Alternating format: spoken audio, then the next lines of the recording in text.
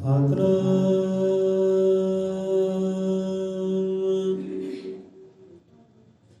ਸ਼੍ਰੀ ਵਾਹਿਗੁਰੂ ਸਾਹਿਬ ਜੀ।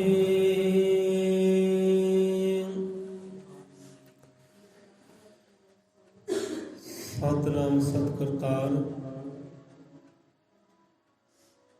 ਤੂੰ ਹੀ ਨਿਰੰਕਾਰ, ਤੂੰ ਹੀ ਨਿਰੰਕਾਰ। ਅਜ਼ਰ ਮੰਤਰ ਕਾਲਦਰਸ਼ੀ ਸ਼੍ਰੀ ਗੁਰੂ ਵਾਲਮੀਕ ਭਗਵਾਨ ਜੀ ਮਹਾਰਾਜ, ਸ਼ਬਦ ਗੁਰੂ ਮਹਾਰਾਜ ਆਦਿ ਕਵੀ ਆਦਿ ਗੁਰੂ ਸਭ ਜੀਵਾਂ ਦੇ ਦਾਤਾ ਜੀ ਅੰਗ ਸੰਗ ਸਹਾਈ ਹੋਣ। ਉਸ ਪ੍ਰਮਾਤਮਾ ਦੇ ਉਸ ਗੁਰੂ ਰਹਿਬਰ ਦੇ ਨਾਮ ਦਾ ਓਟ ਆਸਰਾ ਲੈਂਦੇ ਹੋਇਆ ਅੱਜ ਦੇ ਸ਼ਬਦ ਵਿਚਾਰ ਆਰੰਭ ਕਰਦੇ ਆ। ਉਹ ਮਾਲਕ ਪਾਲਕ ਜੋ ਸਭ ਜੀਵਾਂ ਤੇ ਰਹਿਮਤਾਂ ਕਰਨ ਵਾਲਾ ਹੈ, ਬਖਸ਼ਿਸ਼ਾਂ ਕਰਨ ਵਾਲਾ ਹੈ, ਦਇਆ ਦ੍ਰਿਸ਼ਟੀ ਕਰਨ ਵਾਲਾ ਹੈ, ਸਭ ਜੀਵਾਂ ਨੂੰ ਆਨੰਦ ਸੁਖ ਪ੍ਰਦਾਨ ਕਰਨ ਦੇਣ ਵਾਲਾ ਹੈ।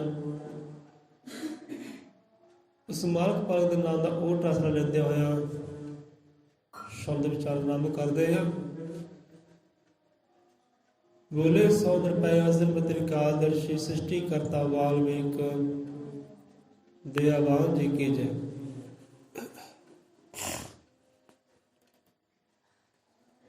ਸੋ ਨਿੱਤ ਜੋ ਆਪਾਂ ਅਰਦਾਸ ਵਿਚਾਰਦੇ ਆ, ਉਸ ਅਰਦਾਸ ਦੀ ਸ਼ਬਦ ਵਿਚਾਰ ਚੱਲ ਰਹੀ ਹੈ।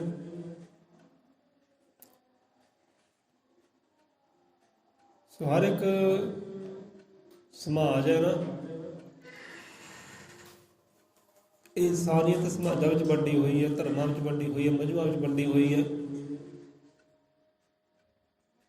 ਜਿਹੜੇ ਰੱਬ ਦੇ ਪਿਆਰੇ ਨੇ, ਚਲੋ ਸਮਾਜ ਅਲੱਗ-ਅਲੱਗ ਹੋ ਗਏ, ਧਰਮ ਅਲੱਗ-ਅਲੱਗ ਹੋ ਗਏ।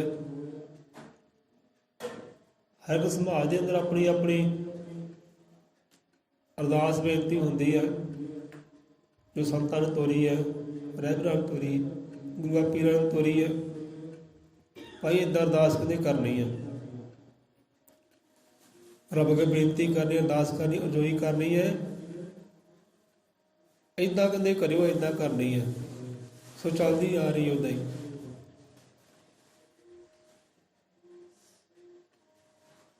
ਸੋ ਆਪਣੇ ਸਮਾਜ ਦੀ ਗੱਲ ਕਰੀਏ ਤੇ ਆਪਣੇ ਸਮਾਜ ਅੰਦਰ ਵੀ ਰੱਬ ਅੱਗੇ ਅਰਦਾਸ ਬੇਨਤੀ ਹੁੰਦੀ ਹੈ, ਪ੍ਰਾਰਥਨਾ ਹੁੰਦੀ ਹੈ, ਰਜ਼ੋਈਆਂ ਕਰਦੇ ਆ ਜੀਵ।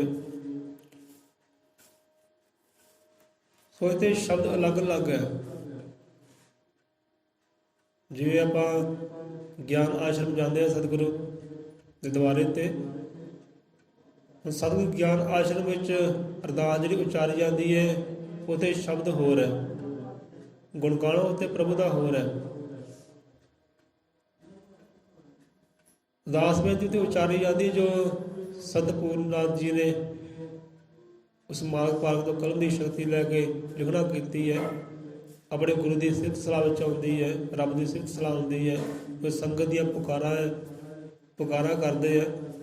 ਸੋ ਉੱਥੇ ਉਹ ਅਰਦਾਸ ਬੇਨਤੀ ਉਚਾਰੀ ਜਾਂਦੀ ਹੈ। ਇੱਕ ਮਨ ਹੋ ਕੇ ਭਗਤੋ ਬੋਲੋ ਵਾਲਮੀਕ ਭਗਵਾਨ ਕੀ ਜੈ।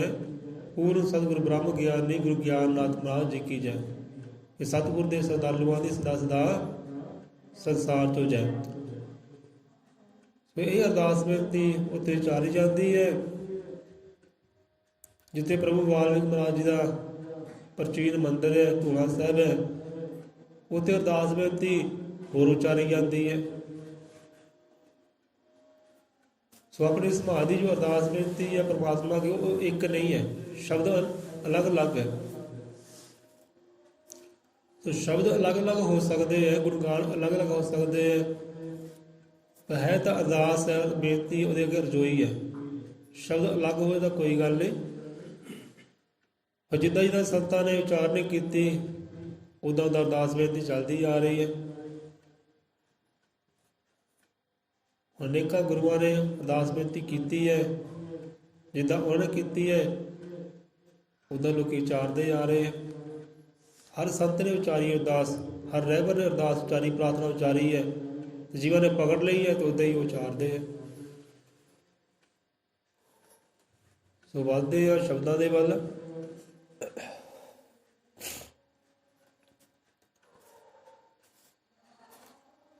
ਐਸੇ ਪੁਰਸ਼ ਮਿਲਤੇ ਰਹੇ ਸਿਮਰਨ ਹੋ ਤੇਰਾ ਨਾਮ। ਕਲੇ ਸ਼ਬਦਾਂ ਨੂੰ ਲਿਆ ਆਪਾਂ ਕਿ ਐਸੇ ਪੁਰਸ਼ ਮਿਲਤੇ ਰਹੇ ਸਿਮਰਨ ਹੋ ਤੇਰਾ ਨਾਮ। ਇਸ ਤੋਂ ਅੱਗੇ ਆਉਂਦੇ ਸ਼ਬਦ ਕਿ ਮਨ ਬਾਣੀ ਔਰ ਕਰਮ ਸੇ ਕਰੇ ਸਦਾ ਸ਼ੁਭ ਕਾਮ। ਕਰੇ ਸਦਾ ਸ਼ੁਭ ਕਾਮ ਜਾਂ ਕਰੂ ਸਦਾ ਸ਼ੁਭ ਕਾਮ, ਇੱਦਾਂ ਹੀ ਆਪਾਂ ਕਹਿ ਸਕਦੇ ਹਾਂ। ਇੱਥੇ ਜੇ ਅਰਦਾਸ ਨਾਲ ਅਨੇਕਾਂ ਜੀਵ ਜੁੜੇ ਆ ਨਾ, ਅਰਦਾਸ ਬੇਨਤੀ ਹੋ ਰਹੀ ਹੈ ਪ੍ਰਮਾਤਮਾ ਅੱਗੇ, ਦਾਤਾ ਅੱਗੇ, ਗੁਰੂ ਅੱਗੇ, ਤਾਂ ਅਨੇਕਾਂ ਜੀਵ ਜੁੜੇ ਆ, ਅਨੇਕਾਂ ਜੀਵ, ਕੋਈ 10 15 20 50। ਉੱਥੇ ਕਹਿ ਦਿੰਦੇ ਕਿ ਮਨ ਬਾਣੀ ਕਰਮ ਸੇ ਕਰੇ ਸਦਾ ਸ਼ੁਭ ਕਾਮ। ਆਪਾਂ ਸਾਰੇ ਰਲ ਮਿਲ ਕੇ ਅਰਦਾਸ ਬੇਨਤੀ ਕਰਦੇ ਆ, ਤੇ ਸਾਰੇ ਹੀ ਇਹ ਚੀਜ਼ ਨੂੰ ਕਹਿੰਦੇ ਸਮਝਣ, ਇਹ ਚੀਜ਼ ਨੂੰ ਧਾਰਨ ਕਰਨ ਕਿ ਕਰੇ ਸਦਾ ਸ਼ੁਭ ਕਾਮ। ਦਾਤਾ ਜੀ ਸਾਰੇ ਤੇ ਕਿਰਪਾ ਕਰੋ, ਜਿੰਨੇ ਕੁ ਤੇਰੇ ਦਰ ਤੇ ਖੜੇ ਆ, ਵਿਰਾਜੇ ਆ, ਜਿੰਨੇ ਵੀ ਅਰਦਾਸ ਬੇਨਤੀ ਕਰਦੇ ਆ। ਕਿਉਂਕਿ ਆਪਾਂ ਅਰਦਾਸ ਬੇਨਤੀ ਕਰਦੇ ਆ ਨਾ, ਪਿੱਛੇ ਪਿੱਛੇ ਪਿੱਛੇ ਸਾਰੇ ਗਾਉਂਦੇ ਆ ਨਾ, ਸਾਰੇ ਗੁਣਗਾਨ ਕਰਦੇ ਆ, ਸਾਰੇ ਅਰਦਾਸ ਹੀ ਪੜ੍ਹਦੇ ਆ, ਤਾਂ ਸਾਰੇ ਹੀ ਇੱਥੇ ਉਹ ਸਾਰਿਆਂ ਦਾ ਜ਼ਿਕਰ ਆਇਆ ਹੈ ਕਰੇ ਸਦਾ ਸ਼ੁਭ ਕਾਮ। ਜੇ ਬੰਦਾ ਇਕੱਲਾ ਕਰ ਰਿਹਾ ਅਰਦਾਸ ਬੇਨਤੀ, ਮੰਨ ਲਓ ਆਪਣੇ ਘਰ ਦੇ ਅੰਦਰ ਹੈ, ਘਰ ਦੇ ਅੰਦਰ ਇਕੱਲਾ ਹੀ ਕਰਦੇ ਆ ਪਰਮਾਤਮਾ ਅੱਗੇ ਗੁਰੂ ਅਰਦਾਸ ਬੇਨਤੀ, ਉੱਥੇ ਕਹਿੰਦੇ ਕਿ ਕਰੂ ਸਦਾ ਸ਼ੁਭ ਕਾਮ। ਜਿੱਥੇ ਜੀਵ ਇਕੱਲਾ ਅਰਦਾਸ ਬੇਨਤੀ ਕਰਦਾ, ਉੱਥੇ ਕਹਿੰਦੇ ਕਰੂ ਸਦਾ ਸ਼ੁਭ ਕਾਮ। ਜਿਹਦੇ ਸਾਰੇ ਰਲ ਮਿਲ ਕੇ ਕਰਦੇ ਆ, ਉੱਥੇ ਕਰੇ ਸਦਾ ਸ਼ੁਭ ਕਾਮ। ਸਾਰੇ ਸ਼ਬਦਾਂ ਵਿੱਚ ਵਿਚਾਰ ਤਾਂ ਬਹੁਤ ਹੈ, ਬੜੇ ਵਿਚਾਰਨਯੋਗ ਧਾਰਨਯੋਗ ਸ਼ਬਦ ਹੈ। ਬੰਦਾ ਸਮਝ ਲੈ ਤਾਂ ਪਾਰ ਉਤਾਰੇ ਹੋ ਸਕਦੇ, ਜੀਵਨ ਤਬਦੀਲ ਹੋ ਸਕਦਾ, ਬੰਦਾ ਕਿਰਦਾਰ, ਬੰਦਾ ਸੁਭਾਅ ਤਬਦੀਲ ਹੋ ਸਕਦਾ ਹੈ ਇਹ ਸ਼ਬਦਾਂ ਨੂੰ ਪਕੜ ਲੈ ਤਾਂ। ਕੇਵਲ ਗਾਵੇ ਨਾ, ਉਚਾਰੇ ਨਾ, ਸਮਝੇ ਵੀ, ਅਮਲ ਵੀ ਕਰੇ, ਫਿਰ ਜੋ ਜੀਵਨ ਤਬਦੀਲ ਹੋਏਗਾ, ਸੁਭਾਅ ਤਬਦੀਲ ਹੋਏਗਾ, ਬੰਦਾ ਕਿਰਦਾਰ ਉਹ ਵੀ ਤਬਦੀਲ ਹੋਏਗਾ, ਕਰਮ ਵੀ ਤਬਦੀਲ ਹੋਣਗੇ। ਕੇਵਲ ਪੜ੍ਹੇ ਨਾ, ਗਾਵੇ ਨਾ, ਵਿਚਾਰ ਵੀ ਕਰੇ, ਅਮਲ ਵੀ ਕਰੇ, ਅਮਲਾਂ 'ਚ ਵੀ ਢਾਲੇ।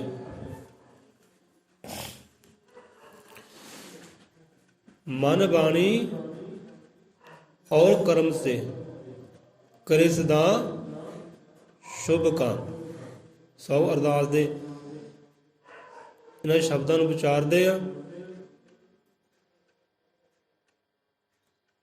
ਜਿਸ ਤੱਕ ਸਾਡਾ ਸਮਝੇ 7 ਤਾਂ ਵੱਜਣਗੇ, 7 ਪੌਣੇ 7 ਤਾਂ ਹੋਣਗੇ। ਸਮਨ ਬਾਣੀ, ਮਨ ਦੀ ਬਾਣੀ ਕੀ ਹੈ? ਮਨ ਬਾਣੀ ਕਿ ਮਹਾਰਾਜ ਸ਼ੁਭ ਕਾਰਜ ਹੋਣ, ਚੰਗੇ ਕਾਰਜ ਹੋਣ। ਪਹਿਲਾਂ ਆਇਆ ਹੈ ਕਿ ਮਨ ਬਾਣੀ, ਕਿ ਭਾਵ ਕਿ ਜੋ ਵੀ ਅਸੀਂ ਸ਼ਬਦ ਬੋਲਦੇ ਹਾਂ, ਜੋ ਵੀ ਬੋਲੀ ਬੋਲਦੇ ਹਾਂ, ਉਹ ਬੋਲੀ ਹੈ ਸਾਡੀ, ਬੋਲੀ ਹੋਈ ਬੋਲੀ, ਸਾਡੇ ਬੋਲੇ ਹੋਏ ਸ਼ਬਦ, ਸਾਡੇ ਬੋਲੇ ਹੋਏ ਬੋਲ, ਉਹ ਕੀ ਹੈ? ਸਾਡੇ ਮਨ ਦੀ ਬਾਣੀ ਹੈ। ਇੱਕ ਗੁਰੂਆਂ ਦੀ ਬਾਣੀ ਹੈ ਨਾ, ਇੱਕ ਆਪਣੀ ਬਾਣੀ ਜੋ ਆਪ ਬੋਲਦੇ ਹਨ ਉਹ ਵੀ ਬਾਣੀ ਹੈ। ਬਾਣੀ ਚੰਗੀ ਵੀ ਹੋ ਸਕਦੀ ਹੈ ਤੇ ਬਾਣੀ ਮੰਦੀ ਵੀ ਹੋ ਸਕਦੀ ਹੈ। ਹਾਂ, ਤੇਰੇ ਵੱਲ ਜੀਵ ਖਿੱਚਿਆ ਆਵੇ, ਐਸੀ ਤੇਰੀ ਬਾਣੀ ਹੋਵੇ। ਤੈਨੂੰ ਅਦਬ ਕਰਨ, ਸਤਿਕਾਰ ਕਰਨ, ਮਾਣ ਕਰਨ, ਤੇਰਾ ਸਤਿਕਾਰ ਕਰਨ, ਇਹੋ ਜਿਹੀ ਤੇਰੀ ਬਾਣੀ ਹੋਵੇ, ਇਹੋ ਜਿਹੀ ਭਾਵ ਤੇਰੀ ਬੋਲੀ ਹੋਵੇ, ਤੇਰੀ ਜ਼ੁਬਾਨ ਹੋਵੇ, ਸ਼ਬਦ ਤੇਰੇ ਇਹੋ ਜਿਹੇ ਹੋਣ। ਸੋ ਮਨ ਦੀ ਬਾਣੀ ਕਹਿੰਦਾ ਭਾਈ ਮੇਰੇ ਮਨ 'ਚ ਗੱਲ ਆਈ ਤੇ ਮੈਂ ਕਹਿ ਦਿੱਤੀ।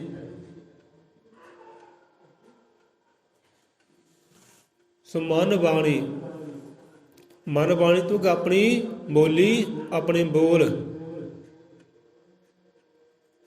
ਕਿਹੋ ਜਿਹੇ ਕਹਿੰਦੇ ਹੋਣ, ਮਿੱਠੇ ਕਹਿੰਦੇ ਹੋਣ। ਹੁਣ ਇਹ ਗੱਲ ਨਾ ਹਰ ਸੰਤ ਰਹਿਬਰ ਗੁਰੂ ਪੀਰ ਨੇ ਕੀਤੀ ਹੈ, ਸਮਝਾਉਣਾ ਕੀਤਾ ਹੈ। ਇੱਥੇ ਗੁਰੂ ਗਿਆਨਨਾਥ ਮਹਾਰਾਜ ਸਮਝਾਉਂਦੇ ਕਿ ਆਪਦੀ ਬਾਣੀ ਕਿੱਦਾਂ ਦੀ ਹੋਵੇ। ਕਿਉਂਕਿ ਬਾਣੀ ਕਿੱਥੋਂ ਪੈਦਾ ਹੁੰਦੀ ਹੈ? ਜੀਵ ਤੋਂ। ਜੀਵ ਨਾਲ ਆਪਾਂ ਬੋਲਦੇ ਹਾਂ, ਜੀਵ ਨਾ ਹੋਵੇ ਤਾਂ ਬੰਦਾ ਬੋਲੇ ਕਿੱਦਾਂ? ਬੋਲ ਸਕਦਾ ਹੀ ਨਹੀਂਗਾ। ਜੀਭ ਹਿਲਦੀ ਹੈ, ਟੱਚ ਕਰਦੀ ਹੈ, ਉੱਪਰ ਥੱਲੇ ਹੁੰਦੀ ਹੈ, ਫੇਰ ਹੀ ਬੋਲਦੇ ਆ, ਫੇਰ ਹੀ ਬਾਣੀ ਉਚਾਰਦਾ ਬੰਦਾ, ਬੋਲੀ ਉਚਾਰਦਾ ਹੈ। ਉੱਥੇ ਮਹਾਰਾਜ ਦੱਸਦੇ ਕਿ ਆਪਦੀ ਜੇ ਰੱਬ ਨੇ ਜੀਭ ਦਿੱਤੀ ਹੈ, ਕਿਉਂ ਦਿੱਤੀ ਹੈ, ਕਾਹਦੇ ਵਾਸਤੇ ਦਿੱਤੀ ਹੈ? ਜੀਭ ਦਿੱਤੀ ਪਰਮੇਸ਼ਰ ਇਸ ਨੂੰ ਭਜਨ ਕਰੇ ਤੇ ਕੀ ਕਰੇ? ਮਿੱਠਾ ਬੋਲੇ। ਹੁਣ ਮਿੱਠੇ ਬੋਲ ਕਿੱਦਾਂ ਦੇ ਆ? ਮਿੱਠੀ ਬਾਣੀ ਕਿਹੜੀ ਹੁੰਦੀ ਹੈ? ਮਿੱਠੇ ਸ਼ਬਦ ਕਿਹੜੇ ਹੁੰਦੇ ਆ? ਇੰਨਾ ਕੁ ਬੰਦਾ ਵਿਚਾਰ ਕਰ ਲੈ। ਤੇ ਇਹ ਗੱਲ ਗੁਰੂ ਗਿਆਨਨਾਥ ਮਹਾਰਾਜ ਜੀ ਨਹੀਂ ਕਰ ਰਹੇ, ਗੁਰੂ ਨਾਨਕ ਨੇ ਵੀ ਕੀਤੀ ਹੈ, ਗੁਰੂ ਕਬੀਰ ਸਾਹਿਬ ਨੇ ਵੀ ਕੀਤੀ ਹੈ, ਹਜ਼ਰਤ ਬਾਬਾ ਫਰੀਦ ਸਾਹਿਬ ਨੇ ਕੀਤੀ ਹੈ, ਹੋਰ ਅਨੇਕਾਂ ਨੇ ਕੀਤੀ ਹੋਏਗੀ। ਹਰ ਇੱਕ ਜੀ ਰੱਬ ਨੇ, ਹਰ ਇੱਕ ਸੰਤ ਨੇ, ਗੁਰੂ ਨੇ ਸਮਝਾਉਣਾ ਕੀਤਾ ਕਿ ਆਪਦੀ ਬੋਲੀ ਕਿਹੋ ਜਿਹੀ ਹੋਵੇ, ਆਪਦੀ ਜ਼ੁਬਾਨ ਕਿਹੋ ਜਿਹੀ ਹੋਵੇ। ਜੀਭ ਦਿੱਤੀ ਹੈ ਪਰਮਾਤਮਾ ਨੇ, ਕਾਹਦੇ ਵਾਸਤੇ ਦਿੱਤੀ ਹੈ? ਜੀਭ ਦਿੱਤੀ ਪਰਮੇਸ਼ਰ ਇਸ ਨੂੰ ਭਜਨ ਕਰੇ ਤੇ ਮਿੱਠਾ ਬੋਲੇ। ਪਰ ਕਹਿੰਦੇ ਹੁੰਦਾ ਕੀ ਹੈ? ਐ ਪਰ ਬੰਦਾ ਇਸ ਜੀਭਾ ਸੰਗ ਨਫ਼ਰਤ ਦੇ ਬਰਸਾਉਂਦਾ ਗੋਲੇ। ਪਰ ਕਹਿੰਦੇ ਹੁੰਦਾ ਕੀ ਹੈ? ਰੱਬ ਨੇ ਦਿੱਤੀ ਕਿਉਂ ਹੈ? ਕਾਹਦੇ ਵਾਸਤੇ ਦਿੱਤੀ ਹੈ? ਭਜਨ ਕਰਨ ਵਾਸਤੇ, ਸਤਿਨਾਮ ਉਚਾਰਨ ਵਾਸਤੇ, ਵਾਹਿਗੁਰੂ ਉਚਾਰਨ ਵਾਸਤੇ, ਅੱਲਾਹੂ ਅੱਲਾਹੂ ਉਚਾਰਨ ਵਾਸਤੇ, ਗੌੜ ਗੌੜ ਹਾਲੇਲੂਇਆ ਉਚਾਰਨ ਵਾਸਤੇ। ਹਰ ਵੇਲੇ ਉਹਦੀ ਸਿਫਤ ਸਲਾਹ ਨਾਲ ਜੁੜਿਆ ਰਹੇ, ਜੀਵਾਂ ਦੀ ਸਿਫਤ ਸਲਾਹ ਕਰੇ, ਸੋਭਾ ਕਰੇ, ਜੁੜੇ ਉਹਦੀ ਮਹਿਮਾ ਦੇ ਨਾਲ, ਉਹਦੀ ਵਡਿਆਈ ਦੇ ਨਾਲ। ਭਜਨ ਗਾਵੇ, ਸੋਹਲੇ ਗਾਵੇ, ਕੀਰਤਨ ਗਾਵੇ, ਸ਼ਬਦ ਗਾਵੇ, ਬਾਣੀ ਗਾਵੇ ਸੰਤਾਂ ਰਹਿਬਰਾਂ ਦੀ।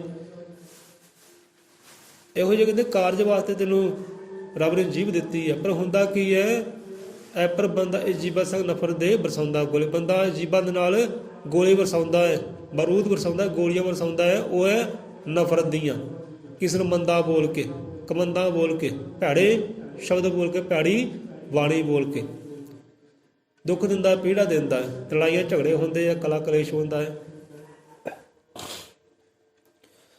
ਸੋ ਮਨ ਵਾਣੀ ਕਿ ਪਰਮਾਤਮਾ ਹੈ ਦਾਤਾ ਜੀ ਕਿਰਪਾ ਕਰੋ, ਅਰਦਾਸ ਬੇਨਤੀ ਤੇਰੇ ਚਰਨਾਂ ਅੱਗੇ ਕਿ ਮਨ ਦੀ ਬਾਣੀ ਕਿਹੋ ਜਿਹੀ ਹੋਵੇ।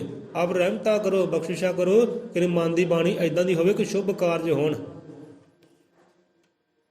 ਜੋ ਵੀ ਬੋਲਾ ਸ਼ੁਭ ਸ਼ੁਭ ਬੋਲਣਾ। ਕਹਿੰਦੇ ਨੇ ਭਾਈ ਸ਼ੁਭ ਸ਼ੁਭ ਬੋਲ। ਏਦਾਂ ਦੇ ਕਿੱਦਾਂ ਦੇ ਬਚਨ ਬੋਲਦਾ? ਸ਼ੁਭ ਸ਼ੁਭ ਬੋਲ। ਕਿਉਂਕਿ ਬੰਦਾ ਜਿਹੜਾ ਇੱਕ ਗੱਲ ਨੂੰ ਬੋਲੀ ਜਾਂਦਾ ਤੇਰੇ ਨਾਲ ਬੁਰਾ ਹੋ ਜਾਏ, ਏਦਾਂ ਹੋ ਜਾਏ, ਉੱਦਾਂ ਹੋ ਜਾਏ। ਬੰਦੇ ਦਾ ਬੋਲਿਆ ਹੋਇਆ ਬੋਲ ਵੀ ਕਹਿੰਦੇ ਸੱਚ ਹੋ ਜਾਂਦਾ ਹੈ। ਸੋ ਇਸ ਕਰਕੇ ਸੋਚ ਵਿਚਾਰ ਕੇ ਕਹਿੰਦੇ। ਹੁਣ ਇਸੇ ਕਰਕੇ ਕੱਲ ਹੀ ਆਪਾਂ ਕਰਦੇ ਸੀ ਕਿ ਐਸੇ ਪੁਰਸ਼ ਮਿਲਤੇ ਰਹੇ।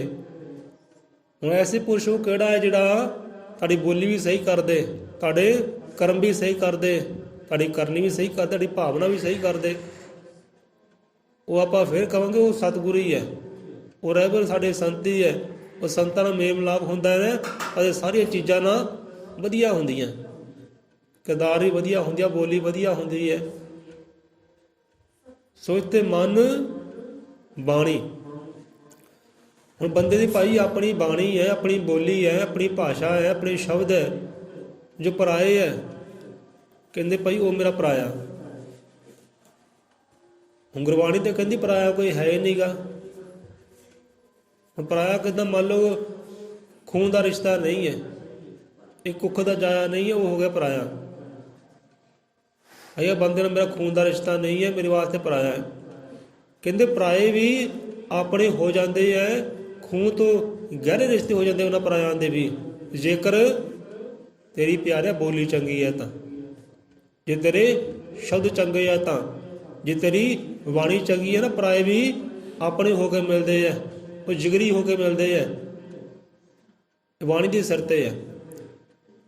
ਜੇ ਤੇਰੀ ਬਾਣੀ ਮਾੜੀ ਹੈ, ਸ਼ਬਦ ਮਾੜੇ ਹੈ, ਤੇ ਜਿਹੜੇ ਤੇਰੇ ਆਪਣੇ ਹੈ ਨਾ ਖੂਨ ਦੇ ਜਾਏ ਹੈ, ਇਹ ਕੁੱਖ ਦੀ ਜਾਏ ਹੈ, ਉਹ ਵੀ ਕਹਿੰਦੇ ਬੇਗਾਨੇ ਹੋ ਜਾਂਦੇ ਆ, ਉਹ ਵੀ 7 ਸਮੁੰਦਰ ਦੂਰ ਹੋ ਜਾਂਦੇ ਹੈ। ਕਿਉਂਕਿ ਸਾਰਾ ਕਿਤੇ ਡਿਪੈਂਡ ਕਰਦਾ ਹੈ ਬੰਦੇ ਦੀ ਬਾਣੀ ਤੇ, ਬੰਦੇ ਦੇ ਬੋਲਾਂ ਤੇ, ਬੰਦੇ ਸ਼ਬਦਾਂ ਤੇ। ਇਸ ਕਰਕੇ ਅਰਦਾਸ ਬੇਨਤੀ ਕਿ ਪ੍ਰਮਾਤਮਾ ਦਇਆ ਕਰੋ ਮੇਰੀ ਬਾਣੀ ਸਹੀ ਹੋਵੇ, ਮੇਰੀ ਬੋਲੀ ਸਹੀ, ਮੇਰੀ ਬੋਲੀ ਵਿੱਚ ਮਿਠਾਸ ਹੋਵੇ, ਕੜਤਨ ਨਾ ਹੋਵੇ, ਨਫ਼ਰਤ ਨਾ ਹੋਵੇ। ਮਨ ਬਾਣੀ ਹੁਣ ਇੱਥੇ ਕਬੀਰ ਸਾਹਿਬ ਉਚਾਰਦੇ ਹੈ, ਸਮਝਾਉਂਦੇ ਆ ਬੰਦੇ ਨੂੰ, ਕਿਤੇ ਸਮਝ ਸੋਚ ਕਰ, ਕਹਿੰਦੇ ਤੇਰੀ ਬਾਣੀ ਕਿੱਦਾਂ ਦੀ ਹੋਵੇ।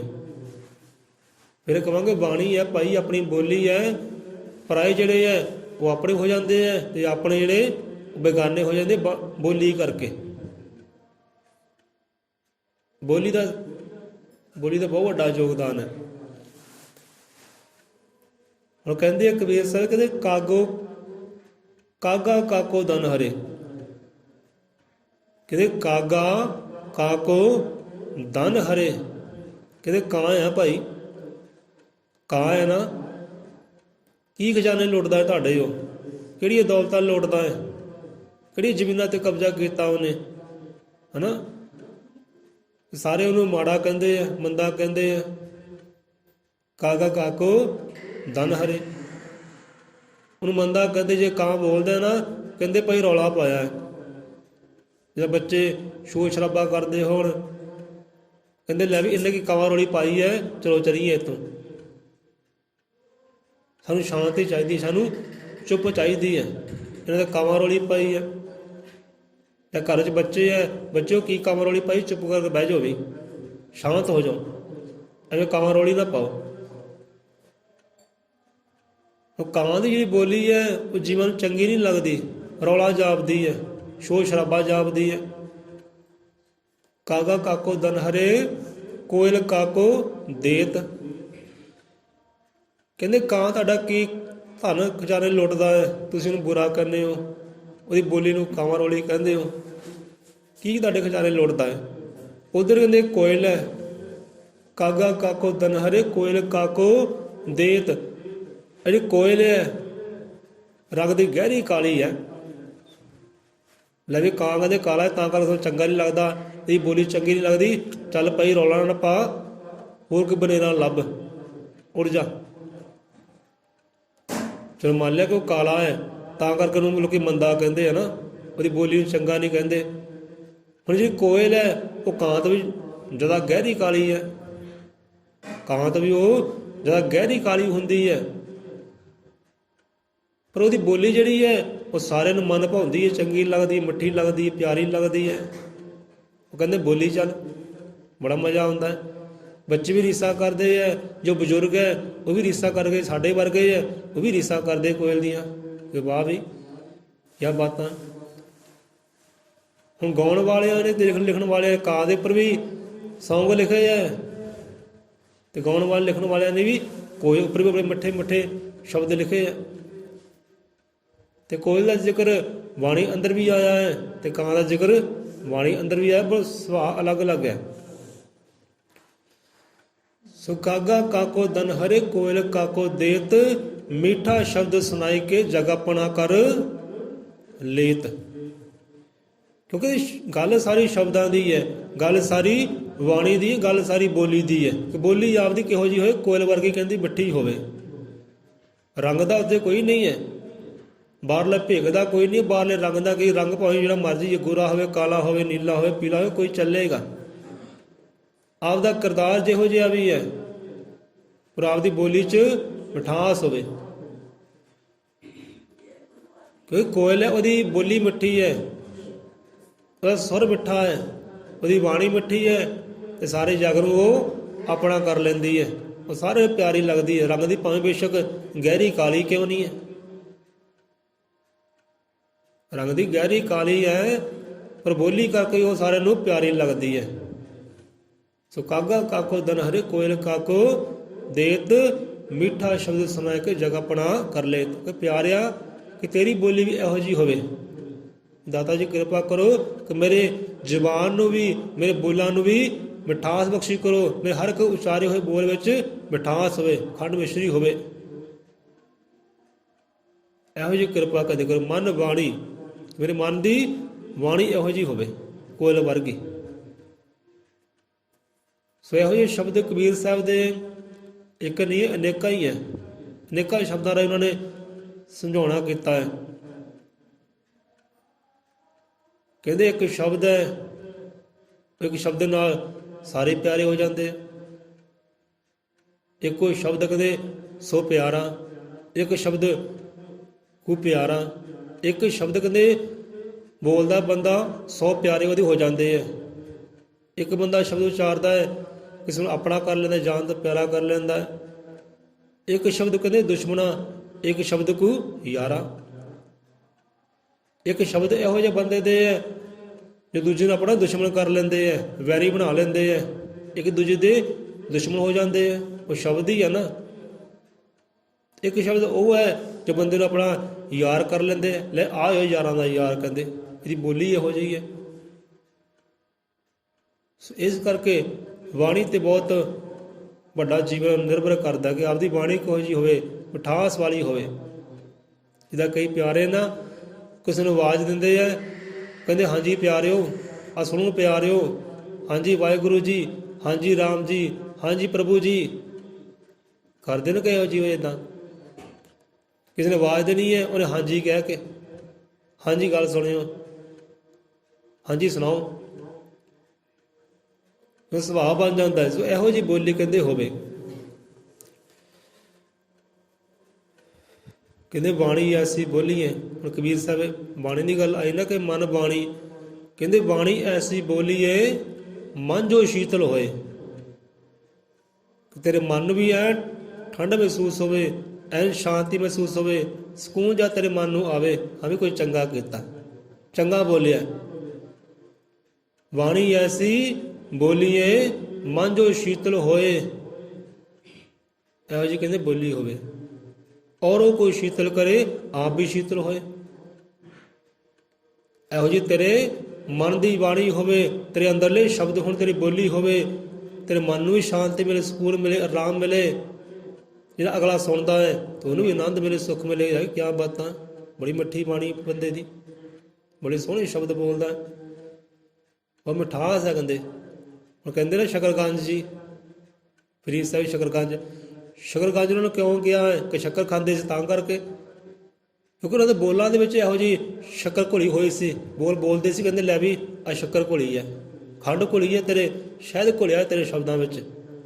ਸੋ ਇਸ ਕਰਕੇ ਉਹਨਾਂ ਨੂੰ ਸ਼ਕਰਗੰਜ ਕਿਹਾ ਜਾਂਦਾ ਹੈ, ਕਿਉਂਕਿ ਉਹਨਾਂ ਦੇ ਸ਼ਬਦਾਂ ਵਿੱਚ ਵਾਕਈ ਸ਼ੱਕਰ ਸੀ। ਅਤੇ ਵਾਕਈ ਸ਼ੱਕਰ ਹੈ ਹੀ ਹੈ, ਮਿਠਾਸ ਹੈ ਉਹਨਾਂ ਸ਼ਬਦਾਂ ਅੰਦਰ। ਬਾਣੀ ਪੜ੍ਹ ਲਓ ਬੰਦਾ ਕੋਈ ਵੀ। ਹੁਣ ਚਲੋ ਫਰੀਦ ਸਾਹਿਬ ਬਾਬਾ ਮਹਾਰਾਜ ਜੀ ਦੀ ਗੱਲ ਚੱਲ ਰਹੀ ਹੈ, ਉਹਨਾਂ ਨੇ ਵੀ ਗੱਲ ਕੀਤੀ ਹੈ, ਇੱਕ ਨਾ ਫਿੱਕਾ ਗੱਲ ਹੀ ਹੈ, ਸਭ ਮੈਂ ਸੱਚ ਧਣੀ। ਹੁਣ ਇਹਦੇ ਕਬੀਰ ਸਾਹਿਬ ਸ਼ਬਦ ਲੈਂਦੇ ਪਹਿਲਾਂ ਕਿ ਬਾਣੀ ਐਸੀ ਬੋਲੀਏ ਮਨ ਜੋ ਸ਼ੀਤਲ ਹੋਏ, ਔਰੋਂ ਕੋ ਸ਼ੀਤਲ ਕਰੇ, ਆਪ ਵੀ ਸ਼ੀਤਲ ਹੋਏ। ਇਹੋ ਜਿਹੀ ਕਹਿੰਦੇ ਤੇਰੀ ਬੋਲੀ ਹੋਵੇ, ਦੂਜਿਆਂ ਨੂੰ ਸੁੱਖ ਦੇਵੇ, ਤੈਨੂੰ ਆਪਣੇ ਆਪ ਨੂੰ ਵੀ ਆਨੰਦ ਮਿਲ ਸਕੇ। ਹਾਂ ਚੰਗਾ ਕੀਤਾ, ਚੰਗਾ ਬੋਲਿਆ। ਤੇ ਕਿਹੋ ਜਿਹੇ ਜੀਵ ਵੀ ਹੁੰਦੇ ਹੈ ਜਿਨ੍ਹਾਂ ਦੇ ਮੁੱਖ 'ਤੇ ਰਹਿੰਦੀ ਗਾਲੀ ਹਰ ਵੇਲੇ। ਜੇ ਕਿਸੇ ਹਾਸੀ ਮਜ਼ਾਕ ਕਰਦੇ ਹੈ ਤਾਂ ਵੀ ਗਾਲੀ ਦੇ ਨਾਲ, ਜੇ ਕਿਸੇ ਬੋਲਣਾ ਬੁਲਾਉਣਾ ਹੈ ਤਾਂ ਵੀ ਗਾਲੀ ਦੇ ਨਾਲ। ਇਹੋ ਜਿਹੇ ਨੌਜਵਾਨ ਵੀ ਹੈ, ਇਹੋ ਜਿਹੇ ਬੱਚੇ ਵੀ ਨਿੱਕੇ ਨਿੱਕੇ, ਅਤੇ ਇਹੋ ਜਿਹੇ ਚਿੱਟੀਆਂ ਦਾੜੀਆਂ ਵਾਲੇ ਵੀ ਹੈ। ਅਤੇ ਉਹਨਾਂ ਨੂੰ ਗੁਰਬਾਣੀ ਨੇ, ਗੁਰਾਂ ਨੇ ਮਨ ਮੁਰਖ ਕਿਹਾ ਹੈ।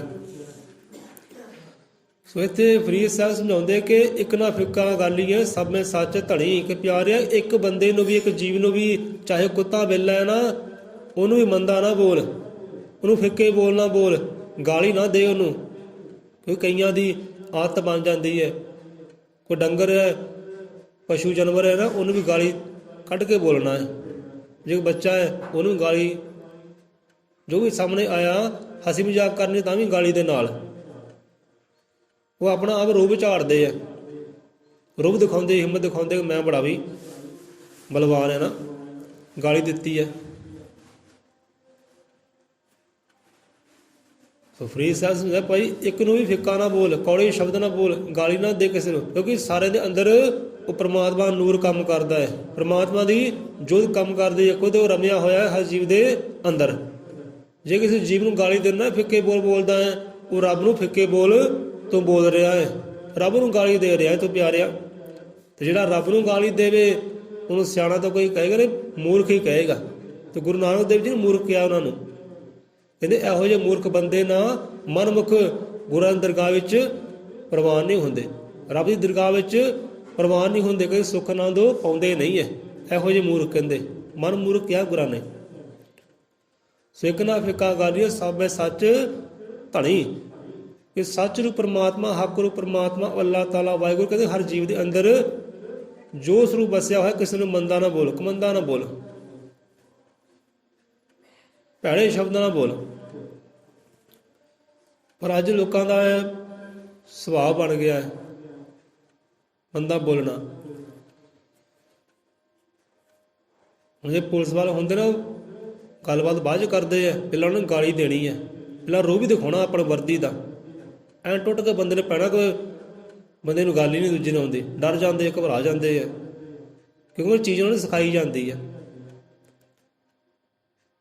ਜੋ ਟ੍ਰੇਨਿੰਗ ਹੁੰਦੀ ਨਾ, ਉਹਨੂੰ ਚੀਜ਼ ਸਿਖਾਈ ਜਾਂਦੀ, ਸਾਨੂੰ ਭਾਈ ਉੱਪਰੋਂ ਆਰਡਰ ਆਏ ਕਿ ਰੋਹਬਣਾ ਪੈਣਾ, ਦੂਜੇ ਨੂੰ ਗਾਲੀ ਦੇ ਕੇ ਪੈਣਾ। ਤੇ ਗੁਰੂ ਮਹਾਰਾਜ ਕਹਿੰਦੇ ਕਿ ਇਹੋ ਜਿਹੇ ਰੋਹ ਦਿਖਾਉਣ ਵਾਲੇ, ਦਬਾਉਣ ਵਾਲੇ, ਗਾਲੀ ਦੇ ਕੇ ਆਪਣਾ ਬਲ ਦਿਖਾਉਣ ਵਾਲੇ ਨਾ ਗੁਰੂ ਦੀ ਦਰਗਾਹ ਵਿੱਚ ਪ੍ਰਵਾਨ ਨਹੀਂ ਹੁੰਦੇ, ਮੂਰਖ ਹੀ ਕਹਿੰਦੇ ਉਹ। ਸੋ ਇੱਕ ਨਾ ਫਿੱਕਾ ਗਾਲੀਓ ਸੱਪ ਮੇਂ ਸੱਦ ਧਣੀ, ਸਾਰੇ ਸੱਚ ਪਰਮੇਸ਼ਰ ਦੇ ਵਾਸ ਕਰਦੇ। ਕਿਸੇ ਨੂੰ ਕੋਈ ਮੰਦਾ ਨਾ ਬੋਲ, ਕਮੰਦਾ ਨਾ ਬੋਲ, ਗਾਲੀ ਨੂੰ ਦੇ ਕੇ ਨਾ ਬੋਲ, ਕਿਸੇ ਨੂੰ ਕਿਸੇ ਦੀ ਜ਼ੋਰ ਨਾ ਦਿਖਾ, ਆਪਣਾ ਬਲ ਨਾ ਦਿਖਾ। ਇਹ ਸਭਨਾਂ ਵਿੱਚ ਵਾਸ ਕਰਦਾ। ਸੋ ਇਹੋ ਜਿਹੇ ਕਾਰਜ ਮੂਰਖ ਬੰਦੇ ਹੀ ਕਹਿੰਦੇ ਕਰਦੇ ਆ, ਸੋ ਮੂਰਖ ਨਾ ਕਹਿੰਦੇ ਬਣ। ਸੋ ਇੱਥੇ ਮਨ ਬਾਣੀ, ਮੇਰੇ ਮਨ ਦੀ ਬਾਣੀ ਕਿਹੋ ਜਿਹੀ ਹੋਵੇ। ਹੁਣ ਗੱਲ ਫਿੱਕਾ ਇੱਥੇ ਗੁਰੂ ਨਾਨਕ ਦੇਵ ਜੀ ਸਮਝਾਉਂਦੇ ਆ, ਕਹਿੰਦੇ ਨਾਨਕ ਫਿੱਕਾ ਬੋਲਿਆ। ਕਈ ਵਾਰ ਸ਼ਬਦ ਆਪਾਂ ਸਾਂਝਾ ਕੀਤਾ ਹੈ ਕਿ ਨਾਨਕ ਫਿੱਕਾ ਬੋਲਿਆ। ਫਿੱਕੀ ਬੋਲ ਕਹਿੰਦੇ ਜਿਹਦੇ ਕੋਈ ਰਸ ਹੀ ਨਾ ਹੋਵੇ, ਮਿਠਾਸ ਹੀ ਨਾ ਹੋਵੇ।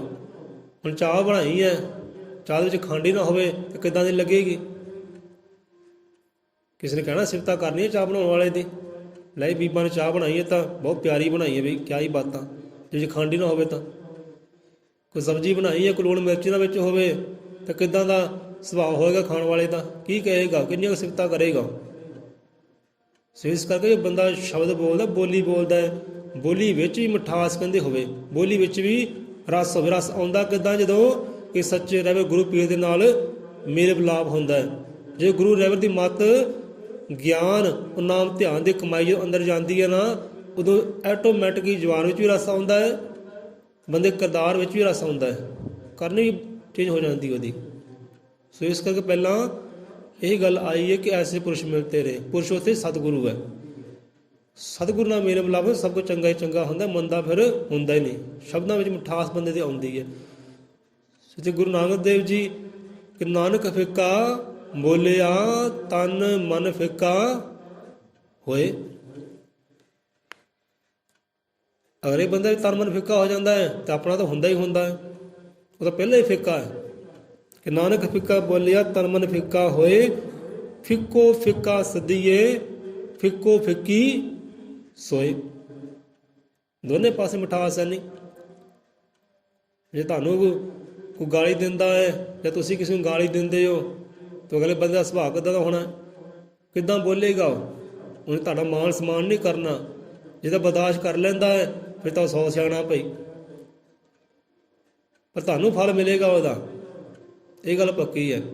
ਅਗਲੇ ਬਰਦਾਸ਼ਤ ਕਰ ਲਿਆ ਨਾ, ਉਹ ਤਰ ਗਿਆ। ਜੇ ਅਗਲਾ ਟੁੱਟ ਕੇ ਪੈ ਗਿਆ, ਕਈ ਵਾਰ ਸੁਭਾਅ ਹੁੰਦਾ ਨਾ, ਭਾਈ ਮੈਨੂੰ ਮੰਦਾ ਬੋਲਿਆ ਹੈ, ਮੇਰੇ ਨਾਲ ਇੱਦਾਂ ਦਾ ਵਿਹਾਰ ਕੀਤਾ, ਮੇਰੀ ਬੇਇੱਜ਼ਤੀ ਕੀਤੀ ਭਰੀ ਸਭਾ ਵਿੱਚ, ਤੇ ਮੈਂ ਹੁਣ 100 ਵਾਰੀ ਕਰਨੀ ਇਹਦੀ। ਜਿੰਨਾ ਚਿਰ ਮੈਂ 4 ਗੱਲਾਂ ਇਹਨੂੰ ਕਹਿ ਨਾ ਦੇਵਾਂ, ਮੇਰੇ ਮਨ ਨੂੰ ਸ਼ਾਂਤੀ ਨਹੀਂ ਆਉਣੀ। ਬੰਦੇ ਨੂੰ ਪੂਰੀ ਰਾਤ ਟਿਕਾਈ ਨਹੀਂ ਆਉਂਦੀ, ਨਾ ਦਿਨੇ ਟਿਕਾਈ ਆਉਂਦੀ ਹੈ। ਲਾਈ ਬੰਦੇ ਨੇ ਲਫ਼ਜ਼ ਬੋਲੇ ਸੀ, ਹੁਣ ਮੈਂ ਝਗੜਾ ਕਰਨਾ ਹੈ। ਤੇ ਇਹੋ ਜਿਹੇ ਕਹਿੰਦੇ ਸੁੱਖ ਨਹੀਂ ਪਾਉਂਦੇ ਆਨੰਦ ਦੀ। ਜਿਹਨੇ ਸਬਰ ਕਰ ਲਿਆ ਕਹਿੰਦੇ ਤਰ ਗਿਆ। ਸੋ ਏਦਾਂ ਹੀ ਨਾ ਇੱਕ ਰੱਬ ਦਾ ਭਗਤ ਪਿਆਰਾ ਨਗਰ ਨਗਰ ਘੁੰਮਦਾ ਹੈ, ਨਗਰ ਨਗਰ ਘੁੰਮਦਾ ਹੈ, ਕੋਈ ਰੱਬ ਦਾ ਨਾਵਾਂ ਚਾਰਦਾ ਹੈ, ਭਗਤ ਹੈ, ਰੱਬ ਦਾ ਸੰਤ ਹੈ, ਚਲੋ ਨਗਰ ਨਗਰ ਘੁੰਮਿਆ। ਹੁਣ ਇੱਕ ਬੰਦਾ ਹੈ, ਉਹਨੂੰ ਗੱਲ ਹੀ ਗਾਲੀ ਨਾ ਕਰਦਾ, ਉਹ ਕੌੜੇ ਸ਼ਬਦ ਬੋਲਣੇ ਹੈ, ਨਫ਼ਰਤ ਵਾਲੇ ਬੋਲ ਬੋਲਣੇ ਹੈ, ਕਬੰਦੇ ਬੋਲ ਬੋਲਣੇ ਹੈ, ਅਤੇ ਸਾਰੇ ਜੋ ਆਂਢੀ ਗੁਆਂਢੀ ਸਾਰੇ ਪਰੇਸ਼ਾਨ ਹੈ, ਉਹਦਾ ਮੁਹੱਲਾ ਉਹ ਤੋਂ ਪਰੇਸ਼ਾਨ ਹੈ। ਪੂਰੇ ਮੁਹੱਲੇ 'ਚ ਉਹ ਮਸ਼ਹੂਰ ਬੰਦਾ ਹੈ ਕਿ ਹਾਂ ਵੀ ਇਹਦੀ ਬੋਲੀ ਸਹੀ ਨਹੀਂ ਹੈ। ਜਿੱਦਾਂ ਪਿਛਲੇ ਹਫ਼ਤੇ ਦੀ ਗੱਲ ਹੈ, ਟਾਂਡੇ ਸ਼ਹਿਰ 'ਚ ਕੰਮ ਕਰਦੇ ਆ, ਇਹ 2 ਦਿਨ ਹੋਏ ਸਾਨੂੰ ਕੰਮ ਕਰਦਿਆਂ ਨੂੰ। ਪਹਿਲੇ ਦਿਨ ਹੀ ਸਾਨੂੰ ਪਤਾ ਲੱਗ ਗਿਆ ਬੰਦੇ ਦਾ ਸੁਭਾਅ ਕਿੱਦਾਂ ਦਾ ਹੈ। ਵਡੇਰੀ ਉਮਰ ਹੈ ਬੰਦੇ ਦੀ, ਹੱਥ 'ਚ ਸੋਟੀ ਫੜ ਕੇ ਤੁਰਦਾ ਹੈ। ਪਹਿਲੇ ਦਿਨ ਹੀ ਉਹਨੇ ਲਫ਼ਜ਼ ਇਹੋ ਜਿਹੇ ਬੋਲੇ, ਸਾਨੂੰ ਪਤਾ ਲੱਗਿਆ ਇਹਦਾ ਸੁਭਾਅ ਹੁਣ ਕਿਹੋ ਜਿਹਾ। ਆਪਾਂ ਬੋਲੇ ਤੱਕ ਨਹੀਂ ਉਹਦੇ ਨਾਲ। 4 ਦਿਨ ਕੰਮ ਕੀਤਾ, 4 ਦਿਨ ਗੱਲਬਾਤ ਕੀਤੀ ਨਹੀਂ। ਬੋਲੀ ਜਾ ਭਾਈ, ਜੋ ਬੋਲਣਾ ਬੋਲੀ ਚੱਲ। ਸੋ ਹੁੰਗਾਰੇ ਦੇਣ ਵਾਲੇ ਹੁੰਗਾਰੇ ਵੀ ਦਿੱਤੇ। ਜਦੋਂ ਅਸੀਂ ਘਰ ਤੋਂ ਬਾਹਰ ਹੋਏ ਤੇ ਬੰਦਾ ਕੋਈ ਮਿਲਿਆ, ਹਾਂਜੀ ਭਾਈ ਕਿੱਥੇ ਕੰਮ ਕਰਦੇ? ਭਾਈ ਆਹ ਬੰਦੇ ਘਰ ਕੰਮ ਕਰਦੇ। ਉਹ ਅੱਛਾ, ਉਹਦੇ ਘਰ ਕੰਮ ਕਰਦੇ ਆ? ਉਹ ਤਾਂ ਯਾਰ ਬਹੁਤ ਭੈੜਾ ਬੰਦਾ, ਉਹ ਤਾਂ ਉਹਦੀ ਬੋਲੀ ਸਹੀ ਨਹੀਂ। ਬੋਲੀ ਦੇਖੀ ਉਹਦੀ? ਹਾਂਜੀ ਦੇਖੀ ਭਾਈ, ਬੋਲੀ ਤਾਂ ਵਾਕਈ ਬਹੁਤ ਭੈੜੀ ਹੈ। ਚਲੋ ਕੋਈ ਗੱਲ ਨਹੀਂ, ਆਪਾਂ ਤਾਂ 4 ਦਿਨ ਲਾਉਣੇ ਆ, ਫਿਰ ਆਪਣੇ ਘਰ ਅਸੀਂ ਕੀ ਲੈਣਾ ਦੇਣਾ, ਆਪਾਂ ਕੰਮ ਕਰਨਾ। ਸੋ ਵਾਕਈ ਬੰਦੇ ਦੀ ਬੋਲੀ ਬਹੁਤ ਭੈੜੀ ਸੀ, ਸ਼ਬਦ ਬਹੁਤ ਭੈੜੇ ਆ। ਕੋਲ ਧੀ ਵੀ ਬੈਠੀ ਹੈ, ਹੋਰ ਮਾਂ ਭੈਣਾਂ ਬੈਠੀਆਂ, ਪਤਾ ਹੀ ਖਬਰ ਹੀ ਕੋਈ ਨਹੀਂ ਹਾਂ ਬੋਲੀ ਬੋਲਣੀ ਕਿਹੋ ਜਿਹੀ ਹੈ, ਸ਼ਬਦ ਬੋਲਣੇ ਕਿਹੋ ਜਿਹੇ ਹੈ, ਕੋਈ ਖਬਰ ਹੀ ਨਹੀਂ। ਉਹਨਾਂ ਦੀ ਧੀ ਧਿਆਣੀ, ਉਹ ਸਾਨੂੰ ਕਹਿਣ ਲੱਗੀ ਕਿ ਭਾਈ ਸਾਹਿਬ ਗੁੱਸਾ ਨਾ ਕਰਿਓ, ਇਹਨਾਂ ਦਾ ਸੁਭਾਅ ਇੱਦਾਂ ਦਾ। ਮੈਂ ਕਿਹਾ ਚਲੋ ਠੀਕ ਹੈ ਭਾਈ, ਬਹੁਤ ਸੋਹਣਾ ਸੁਭਾਅ ਹੈ, ਰੱਬ ਬਰਕਤ ਦੇ ਸੁਭਾਅ ਦੇ ਅੰਦਰ। ਸੋ ਇੱਦਾਂ ਹੀ ਨਾ ਕੰਮ ਵਾਲੀ ਆਈ, ਆਪਣੇ ਸਮਾਜ ਵਿੱਚੋਂ ਹੈ, ਚਲੋ ਕਾਰਜ ਕਰਨਾ, ਕੰਮ ਕਰਨਾ। ਉਹਦਾ ਕੰਮ ਕੀ ਹੈ ਕਿ 3 ਟਾਈਮ ਰੋਟੀ ਪਕਾ ਕੇ ਦੇਣੀ। ਬਾਹਰੋਂ ਉਹਨਾਂ ਦੀ ਫੌਰਨ ਤੋਂ ਧੀ ਧਿਆਣੀ ਆਈ ਸੀ ਛੁੱਟੀਆਂ ਕੱਟਣ ਵਾਸਤੇ। ਧੀ ਧਿਆਣੀ ਆਈ ਬਾਹਰੋਂ ਤੇ ਛੁੱਟੀਆਂ ਕੱਟਣ ਵਾਸਤੇ। ਉਹ ਔਰਤ ਦਾ ਕੰਮ ਕੀ ਕਿ 3 ਟਾਈਮ ਰੋਟੀ ਪਕਾ ਕੇ ਦੇਣੀ। ਕੋਈ ਝਾੜੂ ਪੋਚਾ ਨਹੀਂ ਕਰਨਾ, ਝਾੜੂ ਪੋਚੇ ਵਾਲੀ ਅਲੱਗ ਔਰਤ ਹੈ। ਇੱਕ ਨੇ ਝਾੜੂ ਪੋਚਾ ਕਰ ਜਾਣਾ, ਇੱਕ ਦੂਜੀ ਨੇ 3 ਟਾਈਮ ਦੀ ਰੋਟੀ ਪਕਾ ਕੇ ਦੇਣੀ। ਹੁਣ ਰੋਟੀ ਪਕਾਉਣ ਵਾਲੀ 2 ਮਿੰਟ ਵਾਸਤੇ ਨਾ ਵਿਹੜੇ 'ਚ ਆਈ, ਰਸੋਈ ਤੋਂ ਬਾਹਰ ਹੋਈ, ਤੇ ਬੁੱਢੇ ਨੇ ਸਮਝਿਆ ਖਰੇ ਸ਼ਾਇਦ ਚਲ ਗਈ ਹੈ, ਤੇ ਬੰਦੇ ਬੋਲਣ ਲੱਗ ਪਿਆ। ਹਾਂ ਵੀ ਦੱਸ ਕਰ ਗਈ ਐਰਾ ਵਗੈਰਾ, ਉਹਨੂੰ ਗਾਲੀ ਦਿੱਤੀ, ਪਰ ਉਹ ਸਮਾਜ ਨੂੰ, ਪਰਿਵਾਰ ਨੂੰ, ਪੂਰੇ ਨੂੰ ਮੰਦਾ ਬੋਲਿਆ। ਤੇ ਸਾਨੂੰ ਬੜਾ ਦੁੱਖ ਲੱਗਾ, ਮਨ 'ਚ ਆਉਂਦਾ ਸੀ ਆ ਵੀ ਉਹੀ ਸਾਡੀ ਮਾਂ ਭੈਣੀ, ਚਲੋ ਕੋਈ ਤਰਫ ਦੀ ਗੱਲਬਾਤ ਕਰੀਏ। ਹਾਂ ਜੀ ਭਾਈ ਇੱਦਾਂ ਨਹੀਂ ਬੋਲੀ ਤਾਂ। ਮਨ 'ਚ ਗੱਲਾਂ ਤਾਂ ਬਥੇਰੀਆਂ ਆਉਣ, ਪਰ ਆਪਣੇ ਆਪ ਸੰਭਾਲਿਆ ਕਿ ਚਲੋ ਮਹਾਰਾਜ ਕਿਰਪਾ ਕਰੇ ਕਿ ਉਹੀ ਮਾਂ ਭੈਣ ਨੂੰ ਬਲ ਬਖਸ਼ੀ ਕਰੇ ਕਿ ਉਹ ਗੱਲ ਕਰੇ ਕਿ ਇਹੋ ਜਿਹੇ ਬੰਦੇ ਘਰ ਅੰਦਰ ਕੰਮ ਕਰਨਾ ਕੋਈ ਹੈ ਭਾਈ, ਜਿਹੜਾ ਤੁਹਾਨੂੰ ਅਦਬ ਨਹੀਂ ਕਰਦਾ, ਸਤਿਕਾਰ ਨਹੀਂ ਕਰਦਾ, ਮਾਣ ਇੱਜ਼ਤ ਨਹੀਂ ਦਿੰਦਾ, ਇਹੋ ਜਿਹੇ ਬੰਦੇ ਨਾਲ ਮੇਲ ਮਿਲਾਪ ਕਰਨਾ ਹੀ ਕਿਉਂ ਹੈ? ਮਹਾਰਾਜ ਉਸ ਔਰਤ ਨੂੰ ਬਲ ਬਖਸ਼ੀ ਕਰੇ। ਇੰਨੀ ਗੱਲ ਆਪਾਂ ਕਰਦੇ, ਅਰਦਾਸ ਕਰਦੇ ਪਰਮਾਤਮਾ ਅੱਗੇ, ਇੰਨੀ ਨੂੰ ਔਰਤ ਵੀ ਆ ਗਈ। ਕਹਿੰਦੀ ਹਾਂਜੀ ਅੰਕਲ ਜੀ ਹੁਣ ਬੋਲੋ, ਕੀ ਬੋਲਦੇ ਸੀ, ਕਿਹੜੇ ਲਫ਼ਜ਼ ਬੋਲੇ ਆ? ਮੈਂ ਕਿੱਥੇ ਗਈ ਸੀ, ਮੈਂ ਤਾਂ ਬਾਹਰ ਹੀ ਸੀ, ਸਭ ਕੁਝ ਸੁਣਿਆ। ਕਹਿੰਦੇ ਉਹਨੇ ਧੀ ਧਿਆਣੀ ਨੂੰ ਕਿਹਾ, ਲੜਕੀ ਉਹਨਾਂ ਦੀ ਨੂੰ, ਕਿ ਨਹੀਂ ਭੈਣ ਆ ਲੈ ਮੇਰੀ ਡਿਊਟੀ ਬੰਦ, ਮੈਂ ਨਹੀਂ ਕੰਮ ਕਰਨਾ। ਇਹੋ ਜਿਹੇ ਲਫ਼ਜ਼। ਤੇ ਚਲੋ ਧੀ ਧਿਆਣੀ ਨੇ ਫਿਰ ਤਰਲੇ ਤੁਰਲੇ ਕੀਤੇ ਕਿ ਹਾਂ ਵੀ ਤੈਨੂੰ ਪਤਾ ਹੀ ਹੈ ਰਾਜ, ਬਾਪੂ ਦਾ ਸੁਭਾਅ ਕਿੱਦਾਂ ਦਾ, ਵਡੇਰੀ ਉਮਰ ਹੋ ਗਈ, ਕੋਈ ਗੱਲ ਨਹੀਂ, ਗੁੱਸਾ ਨਾ ਕਰ, ਕੋਈ ਗੱਲ ਨਹੀਂ, ਤੂੰ ਕੰਮ ਕਰ। ਹੁਣ ਧੀ ਧਿਆਣੀ ਨੇ ਬਥੇਰੇ ਪੱਜ ਪਾਏ, ਮਿੱਠੀਆਂ ਬੋਲੀਆਂ ਬੋਲੀਆਂ ਕਿ ਕਿਤੇ ਵਾਕਈ ਚਲੇ ਨਾ ਜਾਵੇ। ਹੁਣ ਉਹੀ ਬਾਪੂ ਫਿਰ ਮਾਫੀਆ ਮੰਗਦਾ ਹੈ, ਲੈ ਰਾਜ ਤੂੰ ਤਾਂ ਗੁੱਸਾ ਕਰ ਗਈ, ਮੈਂ ਸੋਚਿਆ ਕਿ ਗੁੱਸਾ ਮੈਨੂੰ ਹੀ ਆਉਂਦਾ, ਤੈਨੂੰ ਵੀ ਗੁੱਸਾ ਆਉਂਦਾ। ਕਹਿੰਦਾ ਤਾਂ ਗੁੱਸਾ ਕਰਕੇ ਕੋਈ ਗੱਲ ਨਹੀਂ, ਠੰਡਾ ਹੋ। ਕਹਿੰਦੇ ਹੁਣ ਤਰਲੇ ਕਰਨ ਲੱਗਾ ਬੁੱਢਾ। ਚਲੋ ਹੋਈ ਕਥਾ ਕਹਾਣੀ। ਸੋ ਕਹਿਣ ਦਾ ਭਾਵ ਕਿ ਇਹੋ ਜਿਹੇ ਜੀਵ ਵੀ ਹੈ, ਇਹੋ ਜਿਹੇ ਨੌਜਵਾਨ ਵੀ ਹੈ, ਬੱਚੇ ਵੀ ਹੈ, ਬੁੱਢੇ ਤਾਂ ਹੈ ਹੀ ਹੈ, ਜਿਹਨਾਂ ਕੋਲ ਮਾਤੀ ਹੈ ਨਹੀਂ, ਸਮਾਤੀ ਹੈ ਨਹੀਂ, ਕਿ ਬੋਲਣਾ ਕਿੱਦਾਂ ਹੈ, ਧੀ ਸਾਹਮਣੇ ਕਿਹੋ ਜਿਹਾ ਬੋਲਣਾ ਹੈ, ਕਿਸੇ ਔਰਤ ਸਾਹਮਣੇ ਕਿੱਦਾਂ ਬੋਲਣਾ ਹੈ। ਹੈ ਨਹੀਂ ਸਮਝ, ਇਹੋ ਜਿਹੇ ਲਫ਼ਜ਼ ਬੋਲਦੇ ਆ। ਸੋ ਇੱਥੇ ਨਾਨਕ ਫਿੱਕਾ ਬੋਲੀਏ ਤਨ ਮਨ ਫਿੱਕਾ ਹੋਏ, ਫਿੱਕੋ ਫਿੱਕੋ ਸਦੀਏ ਤੇ ਫਿੱਕੇ ਫਿੱਕੀ ਸੋਏ। ਕਹਿੰਦੇ ਫਿੱਕਾ ਮੂਰਖ ਜਾਣੀਏ, ਆਹ ਗੱਲ ਬੜੀ ਪਿਆਰੀ ਹੈ ਕਿ ਫਿੱਕਾ ਮੂਰਖ ਜਾਣੀਏ। ਜਿਹੜੇ ਕਹਿੰਦੇ ਫਿੱਕੇ ਲਫ਼ਜ਼ ਬੋਲਦੇ ਨੇ, ਫਿੱਕੇ ਸ਼ਬਦ ਬੋਲਦੇ ਆ, ਕਹਿੰਦੇ ਉਸ ਸਿਰੇ ਦੇ ਮੂਰਖ ਇਨਸਾਨ ਹੈ। ਤੇ ਪਾਣਾ ਲੈ ਸਜਾਏ, ਫਿੱਕਾ ਮੂਰਖ ਜਾਣੀਏ ਪਾਣਾ ਲੈ ਸਜਾਏ। ਕਹਿੰਦੇ ਇਹੋ ਜੀਵ ਮੂਰਖ ਇਨਸਾਨ ਹੈ। ਤੇ ਮੂਰਖਾਂ ਦੇ ਨਾਲ ਝਗੜਾ ਕਰਨ ਦਾ ਕਹਿੰਦੇ, ਜਿਹਦਾ ਕਹਿੰਦੇ ਨੇ ਗੁਰੂ ਨਾਨਕ ਦੇਵ ਜੀ, ਮੂਰਖ ਸੰਗ ਨਾਲ ਉਲਝੀਏ ਪਿੱਛੇ ਪੈਰ ਧਰੇ, ਕਿ ਮੂਰਖਾਂ ਦੇ ਨਾਲ ਝਗੜਾ ਕਰਨਾ ਨਾ ਇਹ ਸਿਆਣਿਆਂ ਬੰਦੇ ਦਾ ਕੰਮ ਨਹੀਂ ਹੈ, ਇਹ ਮੂਰਖਾਂ ਦਾ ਕੰਮ ਜ਼ਰੂਰ ਹੋ ਸਕਦਾ ਹੈ। ਜਿਹੜਾ ਮੂਰਖ ਬੰਦਾ ਨਾ ਉਹੀ ਮੂਰਖ ਨਾਲ ਝਗੜਾ ਕਰੇਗਾ, ਤੇ ਸਿਆਣਾ ਬੰਦੇ ਕਿ ਮੂਰਖਾਂ ਦੇ ਨਾਲ ਝਗੜਾ ਨਹੀਂ ਕਰਦਾ, ਨਮਸਕਾਰ ਪ੍ਰਣਾਮ ਕਰਕੇ ਕਹਿੰਦਾ ਧੰਨ ਹੈ ਭਾਈ, ਠੀਕ ਹੈ ਤੂੰ ਬਹੁਤ ਵਧੀਆ ਤੇਰਾ ਕਿਰਦਾਰ ਹੈ, ਤੁਰਿਆ ਜਾਂਦਾ ਉਹ ਪਿੱਛੇ ਪੈਰ ਤੇਰੇ ਪਿੱਛੇ ਕਹਿੰਦੇ ਪੈਰ ਕਰ ਲਓ। ਮੂਰਖਾਂ ਦੇ ਨਾਲ ਝਗੜਾ ਕਰਨ ਦੇ ਨਾਲ, ਬਹਿਸ ਕਰਨ ਦੇ ਨਾਲ ਚੰਗਾ ਹੈ ਪੈਰ ਹੀ ਪਿੱਛੇ ਕਰ ਲਓ। ਸੋ ਫਿੱਕਾ ਮੂਰਖ ਜਾਣੀਏ ਪਾਣਾ ਲੈ ਸਜਾਏ।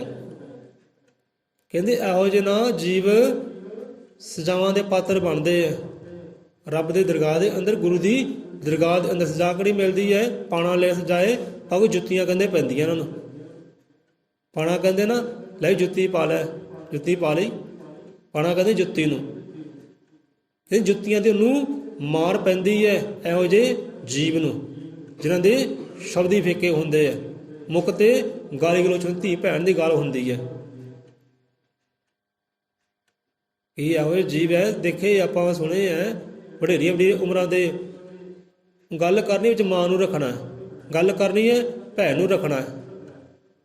ਵਿਆਹ ਕਿਆ ਬਾਤਾਂ ਤੇਰੀ ਵਡੇਰੀ ਉਮਰ ਦਾ ਭਾਈ। ਸੋ ਕਹਾਣੀ ਤੇ ਆ ਜਾਂਦੇ ਆ, ਹੁਣ 7 ਵਜੇ ਚੱਲੇ ਆ, ਅਜੇ ਮਨ ਬਾਣੀ ਦੀ ਗੱਲ ਹੋਈ ਹੈ। ਹੁਣ ਰੱਬ ਦਾ ਪਿਆਰਾ ਨਗਰ ਨਗਰ ਫਿਰਦਾ ਹੈ, ਤੇ ਉਹੀ ਬੰਦਾ ਜਿਹੜਾ ਬੜਾ ਮਸ਼ਹੂਰ ਹੈ, ਆਪਣੇ ਨਗਰ ਮਹੱਲੇ 'ਚ ਬੜਾ ਮਸ਼ਹੂਰ ਹੈ। ਮਸ਼ਹੂਰ ਕਿੱਦਾਂ ਹੈ ਕਿ ਮੁੱਖ ਤੇ ਗਾਲੀ ਹੈ, ਉਹਦੇ ਫਿੱਕੇ ਸ਼ਬਦ ਹੈ, ਕੜਤਣ ਵਾਲੇ ਸ਼ਬਦ ਹੈ, ਹਰ ਇੱਕ ਨੂੰ ਗਾਲੀ ਨਾਲ ਬੋਲਦਾ ਹੈ। ਸਮਝਾਉਣ ਵਾਲੇ ਸਮਝਾਏ ਨਹੀਂ ਤਾਂ ਵਡੇਰੀ ਉਮਰ ਹੋ ਗਈ ਹੈ ਬਜ਼ੁਰਗਾ, ਇੱਦਾਂ ਨਾ ਬੋਲਿਆ ਕਰ, ਚੰਗਾ ਨਹੀਂ ਲੱਗਦਾ। ਕਿਸੇ ਦੇ ਨਹੀਂ ਮੰਨਦਾ ਭਾਈ, ਮੇਰੀ ਬੋਲੀ ਮੈਂ ਬੋਲਣੀ, ਮੇਰਾ ਮਨ ਕਰਦਾ ਹੈ, ਕੋਈ ਗੁੱਸਾ ਕਰੇ ਮੈਨੂੰ ਕੀ ਹੈ, ਮੈਂ ਤਾਂ ਬੋਲਣਾ ਹੈ ਭਾਈ, ਮੇਰਾ ਸੁਭਾਅ ਹੈ। ਜਿਹਦਾ ਧੀ ਧਿਆਣੇ ਕਹਤਾ ਭਾਈ ਗੁੱਸਾ ਨਾ ਕਰਿਓ, ਸੁਭਾਅ ਹੀ ਇੱਦਾਂ ਦਾ, ਠੀਕ ਹੈ ਜੀ। ਹੁਣ ਇੱਦਾਂ ਹੀ ਸੰਤ ਰਹਿਬਰ ਨਗਰ 'ਚ ਆਏ ਤੇ ਮੇਲ ਮਿਲਾਪ ਹੋ ਗਿਆ। ਉਹ ਅਲਖ ਜਗਾਉਂਦੇ ਆ, ਰੱਬ ਦਾ ਨਾਮ ਚਾਰਦੇ ਆ। ਉਹ ਸੰਤਾਂ ਨੂੰ ਬੰਦੇ ਨੇ ਦੇਤੀ ਗਾਲੀ, ਦੇਤੀ ਗਾਲੀ। ਤੇ ਸੰਤ ਠਹਿਰੇ ਤੇ ਰੁਕੇ ਮਾੜੇ ਜੇ, ਸੁਣੇ ਸ਼ਬਦ, ਕਹਿੰਦੇ ਠੀਕ ਹੈ ਭਾਈ, ਅਰਦਾਸ ਬੇਨਤੀ ਕਰਦੇ ਕਿ ਪ੍ਰਮਾਤਮਾ ਕੇ ਰੱਬ ਤੇਰਾ ਕਹਿੰਦੇ ਭਲਾ ਕਰੇ। ਬਸ ਇੰਨੇ ਸ਼ਬਦ ਕਹੇ, ਕਰਾਂਗੇ ਬੇਨਤੀ ਤੇਰੇ ਵਾਸਤੇ ਵੀ ਕਿ ਰੱਬ ਤੇਰਾ ਭਲਾ ਕਰੇ, ਬਹੁਤ ਸੋਹਣਾ, ਰਾਜੀ ਰਹੋ ਕਹਿੰਦੇ। ਇਹਨੇ ਕਹਿ ਕੇ ਸੰਤ ਤੁਰ ਗਏ ਤੇ ਬੰਦਾ ਆਪਣੇ ਰਾਹ। ਜਿਹਦਾ ਹਫ਼ਤੇ ਦੀ ਗੱਲ ਹੈ, ਪਿੱਛੇ ਜਿਹੀ ਬੜੀ ਧੁੰਦ ਜਿਹੀ ਪਈ ਸੀ, ਬੜੀ ਸਰਦੀ ਸੀ, ਤੇ ਸਾਨੂੰ ਸ਼ਿਕਾ ਜ਼ੁਕਾਮ ਲੱਗਾ। ਆਪਾਂ ਡਾਕਟਰ ਦੀ ਭਾਈ ਸਾਹਿਬ ਦੀ ਦੁਕਾਨ ਵੱਲ ਗਏ, ਦੁਕਾਨ ਤਾਂ ਬੰਦ ਸੀ। ਸੋ ਇੱਕ ਨਾ ਧਨਵਾਨ ਅਮੀਰ ਬੰਦਾ, ਜ਼ਮੀਨਾਂ ਵਾਲਾ, ਪੈਸਿਆਂ ਵਾਲਾ, ਤੇ ਇੱਕ ਨੌਜਵਾਨ ਬੰਦਾ ਨਾ ਅਲਖ ਜਗਾਉਣ ਦਿਆ ਸੀ ਸਾਈਕਲ ਤੇ ਵਿਚਾਰਾ, ਵਾਹਿਗੁਰੂ ਵਾਹਿਗੁਰੂ ਕਰਨ ਦਿਆ। ਤੇ ਗੱਲ ਦੇ ਵਿੱਚ ਉਹਨੇ ਕੋਈ ਫੋਟੋ ਪਾਈ ਸੀ ਸੰਤਾਂ ਦੀ, ਸਾਰੀ ਦਾੜੀ ਉਹਦੀ ਕਾਲੀ, ਕੋਈ ਚਿੱਟਾ ਬਾਲ ਨੇ, ਚਿੱਟਾ ਬਾਣਾ ਪਾਇਆ, ਸ਼ਾਇਦ ਆਪ ਨੇ ਦੇਖਿਆ ਹੋਵੇ। ਉਹ ਵਾਹਿਗੁਰੂ ਵਾਹਿਗੁਰੂ ਕਰਦਾ ਆ ਰਿਹਾ ਸਾਈਕਲ ਤੇ ਇੱਕ ਬੰਦਾ ਉੱਠਿਆ, ਉਹਨੇ ਕਿਹਾ ਲਿਆ ਵੀ ਹੱਟਾ ਕੱਟਾ ਹੈ, ਤੇ ਚੰਗੀ ਭੈਣ ਦੀ ਗਾਲੀ ਦਿੱਤੀ ਉਹਨੂੰ। ਆਪਾਂ ਸੁਣ ਕੇ ਬੜੇ ਹੈਰਾਨ ਹੋਏ, ਮਨ 'ਚ ਦੁੱਖ ਵੀ ਆਇਆ। ਤੇ ਸਾਡੇ ਵੱਲ ਬੰਦੇ ਨੇ ਦੇਖ ਰਹੇ, ਗਾਲੀ ਹੋਰ ਕੱਢ ਦਿੱਤੀ, ਲੈ ਵੀ ਆ ਬੰਦਾ ਮੇਰੇ ਵੱਲ ਦੇਖ ਰਿਹਾ ਕਿ ਬਹੁਤ ਸੋਭਾ ਮੇਰੀ ਕਰੇਗਾ, ਇੱਕ ਗਾਲੀ ਹੋਰ ਦੇ ਦਿੱਤੀ। ਪਰ ਬੰਦੇ ਉਹ ਜੀਵ ਨੇ ਸੁਣੀ ਤਾਂ ਸਹੀ, ਪਰ ਉਹ ਚੁੱਪ ਕਰਕੇ ਅੱਗੇ ਲੰਘਦਾ ਗਿਆ, ਲੰਘਦਾ ਗਿਆ, ਅੱਗੇ ਜਾ ਕੇ ਅਲਖ ਜਗਾਈ ਉਹਨੇ। ਅਸੀਂ ਕਿਹਾ ਚਲੋ ਠੀਕ ਹੈ ਭਾਈ, ਤੂੰ ਆਪਣਾ ਕੰਮ ਕਰਨਾ ਸੀ, ਕਰ ਦਿੱਤਾ, ਠੀਕ ਹੈ, ਰਾਜ਼ੀ ਰਹਿ। ਤੇ ਸ਼ੁਕਰ ਹੈ ਉਹਦਾ ਜਿਹਨੇ ਸਬਰ ਕਰ ਲਿਆ, ਉਹ ਸਬਰ ਕਰਕੇ ਅੱਗੇ ਤੁਰ ਗਿਆ। ਸੋ ਇਹੋ ਜਿਹੇ ਜੀਵ ਵੀ ਹੈ। ਜੇ ਘਰ ਵਿੱਚ ਕੋਈ ਆਇਆ ਹੈ ਕਿ ਚਲੋ ਆਪਾਂ ਸੋਚੇ ਚਲੋ ਉਹ ਵੀ ਕਿਸੇ ਹੁਕਮ ਦਾ ਬੱਝਾ ਵਿਚਾਰਾ ਤੁਰਿਆ ਹੈ, ਜਿਹੜਾ ਕਹਿੰਦਾ ਚਿੱਤ ਕਰਦਾ ਹੈ ਭਾਈ ਇੰਨੀ ਭਰ ਸਰਦੀ ਵਿੱਚ, ਧੁੰਦ ਦੇ ਵਿੱਚ ਸਾਈਕਲ ਲੈ ਕੇ ਦਰ ਦਰ ਮੰਗੇ, ਉਹ ਵੀ ਕਿਸੇ ਦੇ ਹੁਕਮ ਦੀ ਪਾਲਣਾ ਕਰਦਾ ਹੋਏਗਾ ਨਾ। ਉਹ ਹੁਕਮ ਦੀ ਪਾਲਣਾ ਕਰਦਾ ਹੈ, ਤੇ ਹੁਕਮ ਦਾ ਬੱਚਾ ਤੁਰਿਆ ਵਿਚਾਰਾ ਤੇ ਸਬਰ ਕਰ ਗਿਆ, ਰੱਬ ਦਾ ਪਾਰ ਉਤਾਰਾ ਕਰੇ। ਤੂੰ ਜੋ ਬੋਲਿਆ ਸ਼ਬਦ ਇਹ ਤੇਰੇ ਫਲ ਮਿਲੇਗਾ ਭਾਈ। ਸੋਚਦੇ ਸੰਤਾਂ ਨੇ ਕਿਹਾ ਚਲੋ ਠੀਕ ਹੈ ਭਾਈ, ਅਰਦਾਸ ਬੇਨਤੀ ਕਰ ਦਾਂਗੇ ਤੇ ਇਹਦੇ ਵਾਸਤੇ ਰੱਬ ਤੇਰਾ ਭਲਾ ਕਰੇ। ਤਾਂ ਉਸੇ ਵੇਲੇ ਹੋਇਆ ਕੀ ਹੈ, ਬੰਦੇ ਦੀ ਜ਼ਬਾਨ ਜਿਹੜੀ ਕਹਿੰਦੇ ਹੋ ਗਈ ਬੰਦ। ਹੁਣ ਭਲਾ ਕਹਿੰਦਾ ਭਲਾ ਕਰੇ, ਜ਼ਬਾਨ ਹੋ ਗਈ ਬੰਦ। ਸੰਤ ਆਪਣੇ ਰਾਹ ਤੁਰਦੇ ਗਏ। ਹੁਣ ਕਾਫੀ ਦਿਨ ਹੋ ਗਏ, ਡਾਕਟਰਾਂ को ਦਿਖਾਇਆ, ਵੈਦਾਂ को ਦਿਖਾਇਆ, ਤੇ ਜ਼ਬਾਨ ਨਹੀਂ ਵਾਪਸ ਆ ਰਹੀ। ਕਹਿੰਦੇ ਭਾਈ ਇਹ ਨਹੀਂ ਹੁਣ ਜ਼ਬਾਨ ਵਾਪਸ ਆਉਣੀ, ਇਹਨੂੰ ਕੁਦਰਤ ਦੀ ਮਾਰ ਪਈ ਹੈ, ਇਹਨੂੰ ਕਿਤੇ ਰੱਬ ਦੀ ਮਾਰ ਪਈ ਹੈ, ਜਾਂ ਕਿਸੇ ਜੀਵ ਕੱਟੀ ਹੁੰਦੀ ਜਾਂ ਕੁਝ ਲੜਾਈ ਝਗੜਾ ਕੀਤਾ ਹੁੰਦਾ ਫਿਰ ਤਾਂ ਆਪਾਂ ਠੀਕ ਕਰਦੇ। ਹੁਣ ਠੀਕ ਕਰੀਏ ਕਿੱਦਾਂ, ਸਾਨੂੰ ਆਪ ਨਹੀਂ ਸਮਝ ਆ ਰਹੀ। ਜ਼ਬਾਨ ਵੀ ਬਿਲਕੁਲ ਸਹੀ ਹੈ, ਕਹਿੰਦੇ ਜੀਭ ਵੀ ਬਿਲਕੁਲ ਸਹੀ ਹੈ, ਪਰ ਬੰਦ ਕਿੱਦਾਂ ਹੋ ਗਈ ਜ਼ਬਾਨ? ਹੈ ਕਹਿੰਦੇ ਕੋਈ ਰੱਬ ਦਾ ਕਹਿਰ ਵਰਤਿਆ। ਕਹਿੰਦੇ ਭਾਈ ਬੰਦਾ ਸੁਭਾਅ ਕਿਹੋ ਜਿਹਾ ਹੈ? ਕਹਿੰਦੇ ਇੱਦਾਂ ਦਾ ਸੁਭਾਅ ਹੈ, ਪੈਰ ਪੈਰ ਤੇ ਗਾਲੀ ਗਾਲੀ ਦਿੰਦਾ ਹੈ। ਕਹਿੰਦੇ ਕਿਹਨੂੰ ਮੰਦਾ ਬੋਲਿਆ ਸੀ ਲਾਸਟ ਵੇਲੇ? ਸੋਚੋ ਵਿਚਾਰੋ, ਕਹਿੰਦੇ ਕਿਸ ਨੂੰ ਗਾਲੀ ਦਿੱਤੀ ਹੋਵੇ ਨੇ? ਕਹਿੰਦੇ ਹਾਂਜੀ। ਪਰਿਵਾਰ ਕਹਿਣ ਲੱਗਾ ਇੱਕ ਸੰਤ ਆਏ ਸੀ, ਬਾਬਾ ਜੀ ਆਏ ਸੀ, ਉਹਨਾਂ ਨੂੰ ਗਾਲੀ ਦਿੱਤੀ ਸੀ ਇਹਨੇ। ਕਹਿੰਦੇ ਬਸ ਫਿਰ ਡਾਕਟਰ ਕਹਿਣਗੇ ਬਸ ਫਿਰ ਉਹਨਾਂ ਬਾਬਿਆਂ ਕੋਲ ਹੀ ਜਾਓ, ਸੰਤਾਂ ਕੋਲ ਹੀ ਜਾਓ, ਉਹੀ ਸਹੀ ਕਰ ਸਕਦੇ ਆ, ਸਾਡੇ ਵੱਸ ਦੀ ਗੱਲ ਨਹੀਂ, ਲੈ ਜਾਓ। ਕਹਿੰਦੇ ਇਹਨੂੰ ਰੱਬ ਦੀ ਕੁਦਰਤ ਦੀ ਮਾਰ ਕਹਿੰਦੇ ਪਈ ਹੈ। ਹੁਣ ਸੰਤਾਂ ਨੂੰ ਲੱਭਣ ਲੱਗੇ, ਜਿੱਦਾਂ ਗੁਰੂ ਗਿਆਨ ਅੰਮ੍ਰਿਤ ਕਹਿੰਦੇ ਕਿ ਸੰਤ ਤੇ ਪੰਛੀ ਇੱਕੋ ਸੁਭਾਅ ਹੁੰਦਾ ਹੈ। ਨਾ ਪੰਛੀ ਇੱਕ ਥਾਂ ਬਹਿੰਦੇ ਹੈ ਤੇ ਨਾ ਸੰਤ ਰਹਿ ਇੱਕ ਥਾਂ ਟਿੱਕੇ ਬਹਿੰਦੇ ਆ, ਉਹ ਤੁਰੇ ਰਹਿੰਦੇ ਆ। ਜੋਗੀ ਕਹਿੰਦੇ ਚੱਲਦੇ ਭਲੇ ਆ। ਹੁਣ ਸੰਤਾਂ ਨੂੰ ਲੱਭਣ ਲੱਗੇ ਦਰ ਦਰ ਤੇ, ਨਗਰ ਨਗਰ ਜਾ ਕੇ, ਹੋਵੇ ਸੰਤਾਂ ਨੂੰ ਲੱਭੀਏ ਕਿੱਥੇ ਆ ਉਹ। ਹੁਣ ਕਹਿੰਦੇ ਸਾਲ ਬਾਅਦ ਲੱਭਾ ਸੰਤੋਂ, 1 ਸਾਲ ਬਾਅਦ ਉਹ ਸੰਤਾਂ ਦੀ ਭਾਲ ਹੋਈ ਕਿ ਹਾਂਜੀ ਬਾਬਾ ਜੀ ਤੁਸੀਂ ਆ ਨਗਰ ਗਏ ਸੀ। ਕਹਿੰਦੇ ਭਾਈ ਸਾਨੂੰ ਚੇਤਾ ਨਹੀਂ ਹੈ, ਆਪਾਂ ਨਗਰ ਨਗਰ ਘੁੰਮਦੇ, ਸ਼ਹਿਰ ਘੁੰਮਦੇ ਰਹਿੰਦੇ ਹਾਂ, ਅੱਖ ਜਗਾਉਂਦੇ ਰਹਿੰਦੇ ਹਾਂ, ਸਾਨੂੰ ਚੇਤਾ ਨਹੀਂ ਹੈ। ਸੰਤ ਕਹਿਣ ਲੱਗੇ ਜੇ ਕੋਈ ਆਮ ਇਨਸਾਨ ਹੁੰਦਾ ਉਹਨੇ ਕਹਿਣਾ ਮੈਨੂੰ ਚੇਤਾ ਹੈ, ਪੁਰਾਣੇ ਬੰਦੇ ਨੇ ਮੈਨੂੰ ਮੰਦਾ ਬੋਲਿਆ ਸੀ, ਮੈਨੂੰ ਚੇਤਾ ਹੈ, ਉਹਨੇ ਮੇਰਾ ਝਗੜਾ ਕੀਤਾ ਸੀ, ਮੈਨੂੰ ਚੇਤਾ ਹੈ। ਸੰਤ ਕਹਿੰਦੇ ਸਾਨੂੰ ਭਾਈ ਕੋਈ ਚੇਤਾ ਨਹੀਂ ਹੈ, ਕਿਹੜੇ ਨਗਰ ਗਏ ਸੀ ਜਾਂ ਕਿਹਨੇ ਸਾਨੂੰ ਮੰਦਾ ਬੋਲਿਆ ਸੀ? ਕਹਿੰਦੇ ਨਹੀਂ, ਆਹ ਨਗਰ ਤੁਸੀਂ ਗਏ ਸੀ, ਆਹ ਬੰਦੇ ਨੇ ਤੁਹਾਨੂੰ ਮੰਦਾ ਬੋਲਿਆ ਸੀ, ਉਹ ਇਹ ਬੰਦਾ ਅੱਜ ਖਾਮੋਸ਼ ਹੋ ਗਿਆ, ਉਹਦੀ ਜ਼ੁਬਾਨ ਬੰਦ ਹੋ ਗਈ ਹੈ, ਸਾਲ ਕਹਿੰਦੇ ਹੋ ਗਿਆ। ਚਲੋ ਆਪ ਉਸ ਨਗਰ ਦੇ ਅੰਦਰ ਉਹ ਬੰਦੇ ਵਾਸਤੇ ਅਰਦਾਸ ਬੇਨਤੀ ਕਹਿੰਦੇ ਕਰੋ ਜਾ ਕੇ। ਕਹਿੰਦੇ ਚਲੋ ਠੀਕ ਹੈ, ਪਰ ਸਾਨੂੰ ਚੇਤਾ ਨਹੀਂ ਹੈ ਅਸੀਂ ਨਗਰ ਗਏ ਸੀ ਜਾਂ ਕਿਸੇ ਦੇ ਮੰਦਾ ਵੀ ਕਿਸੇ ਨੇ ਬੋਲਿਆ ਹੋਇਆ ਸੀ, ਸਾਨੂੰ ਨਹੀਂ ਚੇਤਾ। ਕਹਿੰਦੇ ਜਾਂ ਕਿਸੇ ਸਾਨੂੰ ਮੰਦਾ ਬੋਲਿਆ ਜਾਂ ਕਿਸੇ ਨੂੰ ਮੰਦਾ ਬੋਲਿਆ, ਸਾਨੂੰ ਚੇਤਾ ਨਹੀਂ। ਚਲੋ ਚੱਲਦੇ ਤੁਹਾਡੇ ਨਾਲ ਅਰਦਾਸ ਬੇਨਤੀ ਕਰਦੇ, ਜੋ ਮਿਲਦੇ ਜੀਵ ਦੇ ਨਾਲ। ਉਹ ਸੰਤ ਦੇ ਪਰ ਦਿਆਲੂ ਹੋਏ, ਕਿਉਂਕਿ ਸੰਤ ਹੁੰਦੇ ਹੀ ਦਿਆਲ ਹੈ ਨਾ, ਦਇਆ ਦੇ ਸਾਗਰ ਹੁੰਦੇ ਆ। ਸੰਤ ਉਹ ਨਗਰ ਵਿੱਚ ਗਏ ਜੀਆਂ ਦੇ ਨਾਲ, ਪਰਿਵਾਰ ਦੇ ਨਾਲ, ਦੇਖਿਆ ਜੀਵ ਨੂੰ ਜਾ ਕੇ, ਹਾਂਜੀ ਆਹ ਬੰਦਾ, ਕਹਿੰਦੇ ਹਾਂਜੀ ਇਹ ਬੰਦਾ। ਅਰਦਾਸ ਬੇਨਤੀ ਕੀਤੀ ਪਰਮਾਤਮਾ ਅੱਗੇ ਕਿ ਪਰਮਾਤਮਾ ਕਿਸੇ ਨੂੰ ਮੰਦਾ ਬੋਲਿਆ ਹੈ ਜਾਂ ਸਾਨੂੰ ਬੋਲਿਆ ਹੈ, ਹੁਣ ਇਹ ਤੇ ਦਇਆ ਦ੍ਰਿਸ਼ਟੀ ਕਰ, ਇਹ ਜ਼ਬਾਨ ਰਸਨਾ ਵਾਪਸ ਕਰੇ ਦੀ, ਤੇਰੇ ਭਗਤ ਦੀ, ਤੇਰੇ ਦਾਸ ਦੀ, ਤੇਰੇ ਅੱਗੇ ਅਰਦਾਸ ਬੇਨਤੀ ਹੈ। ਕਿ ਡਾਕਟਰ ਲੋਕ ਵੀ ਕਹਿੰਦੇ ਕੁਦਰਤ ਦੀ ਮਾਰ ਪਈ ਹੈ, ਰੱਬ ਦੀ ਮਾਰ ਪਈ ਹੈ, ਹੁਣ ਦਇਆ ਕਰ, ਇਹਦੀ ਜ਼ਬਾਨ ਵਾਪਸ ਦੇ ਨੂੰ। ਅਰਦਾਸ ਬੇਨਤੀ ਕੀਤੀ, ਕਹਿਣਾ ਕੀਤਾ ਜਾਓ ਭਾਈ ਇਹਨੂੰ ਕਿਸੇ ਗੁਰੂ ਘਰ ਦੇ ਵੱਲ ਭੇਜ ਦਿਓ, ਸੰਗਤ ਵੱਲ ਭੇਜ ਦਿਓ, ਉਹ ਸਾਧ ਸੰਗਤ ਦੀ ਸੇਵਾ ਕਰੇ, ਗੁਰੂ ਘਰ ਦੀ ਸੇਵਾ ਕਰੇ, ਤਾਂ ਕੋਈ ਗੱਲ ਨਹੀਂ, ਜ਼ਬਾਨ ਕਹਿੰਦੇ ਵਾਪਸ ਆ ਜਾਏਗੀ। ਹੁਣ ਕਹਿੰਦੇ ਕਿ 7 ਦਿਨ ਉਹਨੇ ਗੁਰੂ ਘਰ ਦੀ ਸੇਵਾ ਬੰਦਗੀ ਕੀਤੀ, 7 ਦਿਨ ਝਾੜੂ ਪੋਚੇ ਕੀਤੇ, ਤੇ 7 ਦਿਨਾਂ ਬਾਅਦ ਉਹਦੀ ਆਪਣੇ ਆਪ ਜ਼ਬਾਨ ਆ ਗਈ। ਤੇ ਸਭ ਤੋਂ ਪਹਿਲਾਂ ਜ਼ਬਾਨ ਤੇ ਆ ਗਈ ਹੈ, ਉਹ ਰੱਬ ਦਾ ਸ਼ੁਕਰਾਨਾ ਕਹਿੰਦੇ ਆਇਆ, ਬੋਲੇ 100 ਰੁਪਏ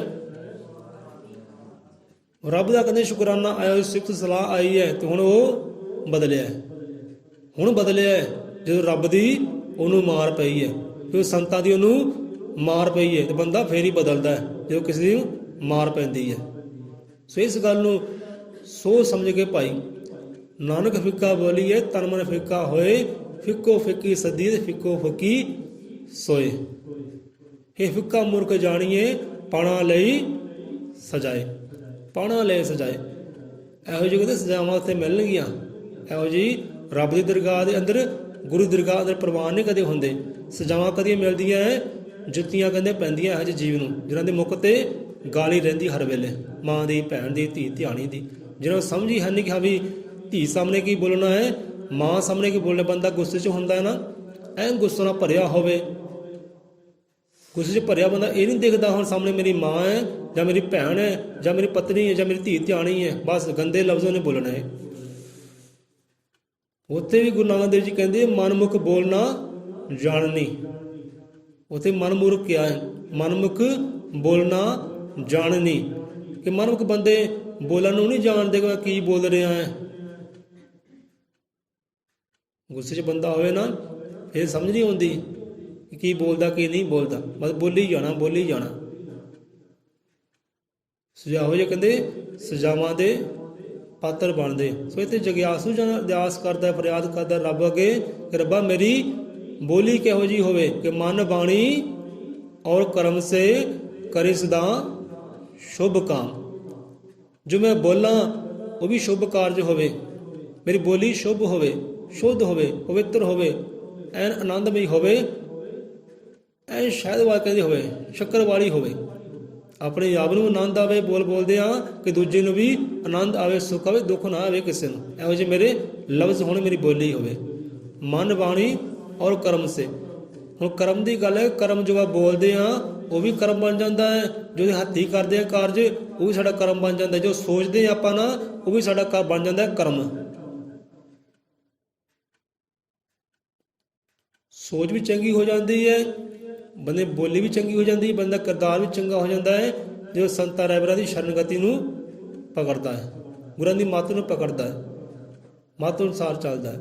ਸੋ ਮਨ ਬਾਣੀ ਔਰ ਕਰਮ ਸੇ ਕਰੇ ਸਦਾ ਸ਼ੁਭ ਕਾਮ। ਕਿ ਮਾਲਕ ਪਾਲਕ ਇਹੋ ਜਿਹੀ ਕਿਰਪਾ ਕਰੋ, ਮੈਂ ਕਰਮ ਵੀ ਚੰਗੇ ਕਰਾਂ, ਮੇਰੀ ਬੋਲੀ ਵੀ ਚੰਗੀ ਹੋਵੇ, ਮੇਰਾ ਸੁਭਾਅ ਵੀ ਚੰਗੀ ਹੋਵੇ, ਮੇਰੀ ਸੋਚ ਵੀ ਚੰਗੀ ਹੋਵੇ, ਤਾਂ ਜੋ ਪਾਰ ਉਤਾਰੇ ਹੋਏ ਦੁੱਖ ਤਾਂ ਕਿਸੇ ਨੂੰ ਦਵੇ ਨਾ ਮੈਂ। ਇਹੋ ਜਿਹੀ ਮੇਰੀ ਬੋਲੀ ਹੋਵੇ, ਇਹੋ ਜਿਹੇ ਮੇਰੇ ਕਰਮ ਹੋਣ ਕਿ ਮਨ ਬਾਣੀ ਔਰ ਕਰਮ ਸੇ ਕਰੇ ਸਦਾ ਸ਼ੁਭ ਕਾਮ। ਹੁਣ ਇੱਥੇ ਗੱਲ ਸਮਝਣ ਦੀ ਹੈ, ਪਹਿਲਾਂ ਆਇਆ ਹੈ ਕਰਮ, ਅਖੀਰ ਤੇ ਆਇਆ ਹੈ ਕਾਮ। ਹੁਣ ਕਰਮ ਵਿੱਚ ਕਾਮ 'ਚ ਕੀ ਫਰਕ ਹੈ ਭਾਈ? ਜੋ ਬੋਲੀ ਆਪਣੀ ਹੈ ਨਾ ਉਹ ਵੀ ਸਾਡਾ ਬਣ ਜਾਂਦਾ ਹੈ ਕਰਮ।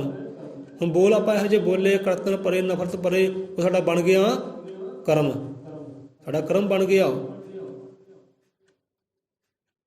ਜਿਹੜਾ ਕਰਮਾਂ ਵਿੱਚ ਨਫ਼ਰਤ ਹੋਵੇ, ਕੜਤਰ ਹੋਵੇ, ਕੰਧ ਗਲੋਚ ਹੋਵੇ, ਉਹ ਕਦੇ ਸੁੱਖ ਨਹੀਂ ਪਾਉਂਦੇ। ਮੂਰਖ ਲੋਕ ਹੈ ਕਹਿੰਦੇ ਹੋ। ਹੁਣ ਇੱਕ ਬੰਦਾ ਹੈ, ਉਹਨੇ ਬੰਦੇ ਨਾਲ ਝਗੜਾ ਕਿਸੇ ਨੇ ਕਰ ਲਿਆ, ਉਹ ਸ਼ਾਂਤ ਰਿਹਾ, ਚੁੱਪ ਰਿਹਾ, ਸ਼ਾਂਤ ਰਿਹਾ, ਚੁੱਪ ਰਿਹਾ, ਸਹਿ ਲਿਆ ਉਹਨੇ। ਹੁਣ ਦੂਜਾ ਬੰਦਾ ਕਹਿਣ ਲੱਗਾ ਤੂੰ ਕਿਉਂ ਸਿਆਹ ਭਾਈ, ਤੂੰ ਵੀ ਕੱਢ ਕੇ ਮਾਰਨੀ ਸੀ ਉਹਦੇ, ਤੈਨੂੰ ਰੱਬ ਨੇ ਜਵਾਨ ਨਹੀਂ ਦਿੱਤੀ, ਉਹਨੇ ਤੈਨੂੰ ਮੰਦਾ ਬੋਲਿਆ, ਤੂੰ ਕਿਉਂ ਨਹੀਂ ਮੰਦਾ ਬੋਲਿਆ, ਤੂੰ ਵੀ ਦੋ ਗਾਲਾਂ ਕੱਢ ਦਿੰਦਾ ਭਾਈ, ਤੂੰ ਤਾਂ ਕਹਿੰਦਾ ਨਾ ਮਰਦ ਰਹਿ ਗਿਆ, ਤੂੰ ਤਾਂ ਮਰਦਾਂ ਵਾਲੀ ਗੱਲ ਨਹੀਂ ਕੀਤੀ। ਉਹਨੇ ਤੈਨੂੰ ਗਾਲੀ ਗਲੋਚ ਕੀਤਾ, ਝਗੜਾ ਕੀਤਾ, ਤੂੰ ਸਹਿ ਲਿਆ। ਹੁਣ ਬੰਦੇ ਦੀ ਗੱਲਾਂ ਵਿੱਚ ਉਹ ਬੰਦਾ ਆ ਕੇ ਨਾ ਹੁਣ ਗਾਲੀ ਗਲੋਚ ਕਰਨ ਤੁਰ ਪਿਆ, ਉਹਨੂੰ ਝਗੜਾ ਕਰਨ ਤੁਰ ਪਿਆ। ਹੁਣ ਜਦੋਂ ਝਗੜਾ ਕੀਤਾ, ਗਾਲੀ ਗਲੋਚ ਕੀਤਾ ਹੈ, ਉਦੋਂ ਤਾਂ ਮਾਨ ਸਮਾਨ ਪਾ ਲਿਆ, ਕਹਿੰਦਾ ਲੈ ਵੀ ਆਹ ਹੋਏ ਮਰਦਾਂ ਵਾਲੀ ਗੱਲ। ਉਹਨੂੰ ਤਾਂ ਕਰ ਲਿਆ ਖੁਸ਼। ਜਿਹੜੇ ਆਂਢੀ ਗਵਾਂਢੀ ਸੀ ਉਹ ਸਾਰੇ ਉਹ ਮੂਰਖ ਕਹਿੰਦੇ ਉਹਨੂੰ, ਲੈ ਵੀ ਤੂੰ ਹੁਣ ਮੂਰਖਾਂ ਵਾਲੀ ਗੱਲ ਕੀਤੀ ਹੈ। ਉਹਨੇ ਤੇਰੇ ਨਾਲ ਮੂਰਖਤਾ ਕੀਤੀ, ਤੇਰੇ ਨਾਲ ਝਗੜਾ ਕਰਕੇ, ਤੈਨੂੰ ਗੰਦਾ ਬੋਲ ਕੇ, ਹੁਣ ਤੂੰ ਉਹ ਤੋਂ ਵੱਡਾ ਮੂਰਖ ਬਣ ਗਿਆ, ਤੂੰ ਵੀ ਗੰਦਾ ਬੋਲ ਕੇ ਉਹਨੂੰ ਝਗੜਾ ਕਰਕੇ। ਤੇ ਇੱਕ ਨੂੰ ਕਰ ਲਿਆ ਖੁਸ਼ ਤੇ ਨੇਕਾਂ ਨੂੰ ਕਰ ਲਿਆ ਦੁਖੀ। ਨੇਕਾਂ ਤੋਂ ਇੱਜ਼ਤ ਮਾਣੀ ਖੋ ਬੈਠਾ। ਸੋ ਇਹੋ ਜੀਵ ਵੀ ਹੁੰਦੇ ਆ ਜੋ ਲੋਕਾਂ ਦੀਆਂ ਗੱਲਾਂ ਵਿੱਚ ਆ ਕੇ ਝਗੜਾ ਕਰਦੇ ਆ, ਗਾਲੀ ਗਲੋਚ ਕਰਦੇ ਆ।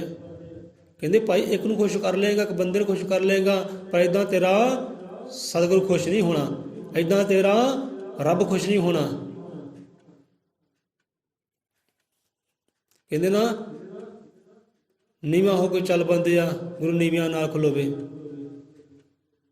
ਕਹਿੰਦੇ ਨਿਮਰਤਾ ਵਾਲਾ ਸੁਭਾਅ ਰੱਖ, ਨੀਵਾਂ ਬਣ ਕੇ ਰਹਿ। ਕੋਈ ਚਾਰ ਲਫ਼ਜ਼ ਬੋਲ ਵੀ ਜਾਂਦਾ ਨਾ ਤਾਂ ਵੀ ਸਤਿਨਾਮ ਕਹਿ ਕਬੂਲ ਕਰ ਲਾ, ਕਿ ਤੈਨੂੰ ਫਲ ਮਿਲ ਜਾਣਾ ਹੈ, ਉਹਦੀ ਕਰਨ ਉਹਨੂੰ ਫਲ ਮਿਲ ਜਾਣਾ ਹੈ।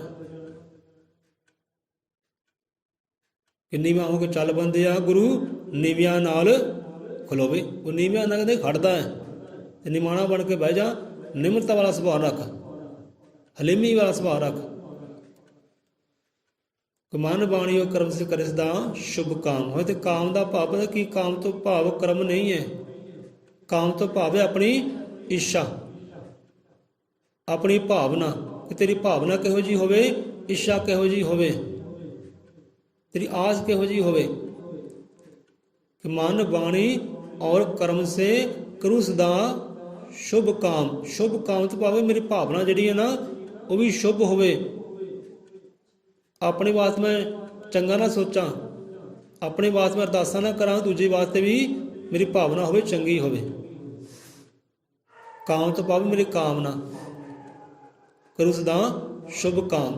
ਪਹਿਲਾਂ ਕਰਮ ਆਇਆ, ਕਰਮ ਕਹਿੰਦੇ ਕਰਨੀ ਨੂੰ, ਅੱਗੇ ਆਇਆ ਸ਼ੁਭ ਕਾਮ ਤੋਂ ਭਾਵ ਕਿ ਕਾਮਨਾ। ਮੇਰੀ ਕਾਮਨਾ ਜਿਹੜੀ ਹੈ ਨਾ ਉਹ ਵੀ ਸ਼ੁਭ ਹੋਵੇ, ਉਹ 'ਚ ਮੈਲ ਨਾ ਹੋਵੇ। ਜਿਵੇਂ ਕਿਸੇ ਵਾਸਤੇ ਕਾਮਨਾ ਕਰਾਂ, ਇੱਛਾ ਰੱਖਾਂ, ਉਹ 'ਚ ਵੀ ਭਲਾ ਹੋਵੇ। ਜਿਵੇਂ ਆਪਣੇ ਵਾਸਤੇ ਕਾਮਨਾ ਰੱਖਦਾ ਗੁਰੂ ਚਰਨਾਂ ਵਿੱਚ, ਉਹ ਵੀ ਸ਼ੁਭ ਹੋਵੇ, ਮੈਲੀ ਨਾ ਹੋਵੇ। ਹੁਣ ਆਪਣੇ ਵਾਸਤੇ ਬੰਦਾ ਸ਼ੁਭ ਹੀ ਰੱਖਦਾ ਹੈ, ਪਰ ਦੂਜੀ ਵਾਸਤੇ ਸ਼ੁਭ ਨਹੀਂ ਹੁੰਦੀ। ਕਹਿੰਦਾ ਉਹਦਾ ਬੁਰਾ ਹੋਵੇ, ਉਹਦਾ ਧੀ ਭੈਣ ਮਰੇ, ਉਹਦਾ ਘਾਟਾ ਪਵੇ, ਉਹਦਾ ਇੱਦਾਂ ਹੋਵੇ, ਇੱਦਾਂ, ਉਹ ਚੜ੍ਹਦੀ ਕਲਾ ਨਾ ਕਰ ਲੈ। ਇਸ ਕਰਕੇ ਕਹਿੰਦੇ ਮੇਰੀ ਕਾਮਨਾ ਹੋਵੇ, ਮੇਰੀ ਇੱਛਾ ਹੋਵੇ, ਉਹ ਵੀ ਸ਼ੁਭ ਹੋਵੇ, ਉਹ ਵੀ ਕਿਸੇ ਮਾੜੀ ਨਾ ਹੋਵੇ। ਮੈਂ ਸੋਚਾਂ ਚੰਗਾ, ਸੋਚਾਂ ਬੋਲਾਂ ਚੰਗਾ, ਭਲਾ ਭਾਵਨਾ ਹੋਵੇ, ਸ਼ੁੱਧ ਹੋਵੇ, ਕਿਸੇ ਵਾਸਤੇ ਮਾੜੀ ਹੋਵੇ ਨਾ। ਸਰ ਲਫ਼ਜ਼ਾਂ ਨੂੰ ਸਮਝੋ ਭਾਈ, ਸ਼ਬਦਾਂ ਨੂੰ ਸਮਝੋ ਕਿ ਸ਼ਬਦਾਂ ਵਿੱਚ ਆਨੰਦ ਛੁਪਿਆ ਹੋਇਆ ਹੈ। ਸਰਦਾਸ ਬੇਨਤੀ ਪਰਮਾਤਮਾ ਕੇ ਗੁਰਾਂ ਅੱਗੇ ਕਿ ਜਿੰਨੇ ਜੀਵ ਹਾਜ਼ਰ ਹੋਏ ਹੈ, ਦਾਤਾ ਜੀ ਸਭਨਾਂ ਦੇ ਕਦਮ ਕਦਮ ਲਿਖੇ ਲਾਵੇ। ਜੋ ਵੀ ਅਰਦਾਸ ਬੇਨਤੀ ਲੈ ਕੇ ਆਇਆ ਸਵੇਰੇ ਅਰਦਾਸਾਂ ਵਿੱਚ ਕਬੂਲ ਕਰੇ। ਮਹਾਰਾਜ ਸਭ ਜੀਵਾਂ ਦੇ ਦੁਖੜੇ ਹਰਨ ਵਾਲੇ ਦਾਤਾ ਸਭਨਾਂ ਦੇ ਦੁਖੜਾ ਹਰਨਾ ਕਰੇ ਅਤੇ ਆਨੰਦ ਬਖਸ਼ੀ ਕਰੇ। ਨਾਮ ਸਿਮਰਨ ਦਾਦੇ ਭੰਡਾਰੇ ਬਖਸ਼ੀ ਕਰ, ਤਾਂ ਜੋ ਨਾਮ ਦੀ ਕਮਾਈ ਕਰਦੇ ਹਾਂ ਇਹ ਭਵ ਸਾਗਰ ਨੂੰ ਪਾਰ ਕਰ ਲਈਏ। ਆਪਣੇ ਕਿਰਦਾਰ ਨੂੰ ਚੇਂਜ ਕਰ ਲਈਏ, ਸੁਭਾਅ ਨੂੰ ਚੇਂਜ ਕਰ ਲਈਏ, ਬੋਲੀ ਨੂੰ ਚੇਂਜ ਕਰ ਲਈਏ, ਸਵਾਰ ਲਈਏ ਆਪਣੇ ਆਪ ਨੂੰ। ਕਹਿੰਦੇ ਆਪ ਸਵਾਰੇ ਤੇ ਫਿਰ ਉਹ ਮਿਲਦਾ ਹੈ। ਫਰੀਦਾ ਆਪ ਸਵਾਰੇ ਮੈਂ ਮਿਲੇ ਸੁਖ ਹੋਏ। ਫਰੀਦਾ ਜੇ ਤੂੰ ਮੇਰਾ ਹੁਰਤ ਸਭ ਜਗ ਤੇਰਾ ਹੋਏ। ਸੋ ਆਪਣੇ ਆਪ ਨੂੰ ਨਿਖਾਰਨ ਦੀ ਲੋੜ ਹੈ, ਆਪਣੇ ਆਪ ਨੂੰ ਸਵਾਰਨ ਦੀ ਲੋੜ ਹੈ। ਤੇ ਬੰਦਾ ਆਪਣੇ ਆਪ ਨੂੰ ਨਿਖਾਰੇ ਕਿੱਦਾਂ? ਉਹ ਗੁਰੂ ਦੀ ਮੱਤ ਤੋਂ ਬਿਨਾਂ ਨਿਖਾਰ ਨਹੀਂ ਸਕਦਾ, ਗੁਰੂ ਗਿਆਨ ਤੋਂ ਬਿਨਾਂ ਆਪਣੇ ਆਪ ਨੂੰ ਸਵਾਰ ਨਹੀਂ ਸਕਦਾ। ਦੂਜੇ ਨੂੰ ਸਵਾਰਨ ਦੀ ਤਾਂ ਗੱਲ ਹੀ ਬਹੁਤ ਦੂਰ ਦੀ ਹੈ, ਆਪਣੇ ਆਪ ਨੂੰ ਜਾਣ ਨਹੀਂ ਸਕਦਾ। ਦੂਜੇ ਨੂੰ ਜਾਣਨ ਦੀ ਗੱਲ ਬਹੁਤ ਦੂਰ ਦੀ ਹੈ, ਆਪਣੇ ਆਪ ਨੂੰ ਪਛਾਣ ਨਹੀਂ ਸਕਦਾ। ਸੋ ਇਸ ਕਰਕੇ ਗੁਰੂ ਮਤ ਐਸੇ ਪੁਰਸ਼ ਮਿਲਤੇ ਰਹੇ, ਸਿਮਰਨ ਹੋ ਤੇਰਾ ਨਾਮ, ਮਨ ਬਾਣੀਓ ਕਰਮ ਸਿ ਕਰੇ ਸਦਾ ਸ਼ੁਭ ਕਾਮ। ਸੋ ਆਪਦੀ ਭਾਵਨਾ, ਆਪਦੀ ਕਾਮਨਾ ਉਹ ਵੀ ਸ਼ੁਭ ਹੋਵੇ, ਕਿਸੇ ਵਾਸਤੇ ਵੀ ਅਸ਼ੁੱਧ ਨਾ ਹੋਵੇ, ਮਾੜੀ ਨਾ ਹੋਵੇ। ਸੋ ਭਾਵਨਾ ਦਾ ਵੀ ਜ਼ਿਕਰ ਹੈ, ਬੰਦੇ ਕਰਨੇ ਦਾ ਜ਼ਿਕਰ ਵੀ ਹੈ, ਤੇ ਬੋਲੀ ਦਾ ਵੀ ਜ਼ਿਕਰ ਹੈ। ਤੇ ਮਨ ਵਿੱਚ ਕਰਤਨ ਨਾ ਹੋਵੇ, ਵੈਰ ਵਿਰੋਧ ਨਾ ਹੋਵੇ। ਸੁਭਾਓ ਇੱਥੇ ਰਸਨਾ ਨੂੰ ਦਈਏ ਵਿਸ਼ਰਾਮ, ਕਾਫੀ ਸਮਾਂ ਹੋ ਗਿਆ। ਬੋਲੇ 100 ਰੁਪਏ ਅਜ਼ਮਤ ਤ੍ਰਿਕਾਲ ਦੇਸ਼ੀ ਸ੍ਰਿਸ਼ਟੀ ਕਰਤਾ, ਵਾਲਮੀਕਿ ਦਇਆਵਾਨ ਜੀ ਕੀ ਜੈ।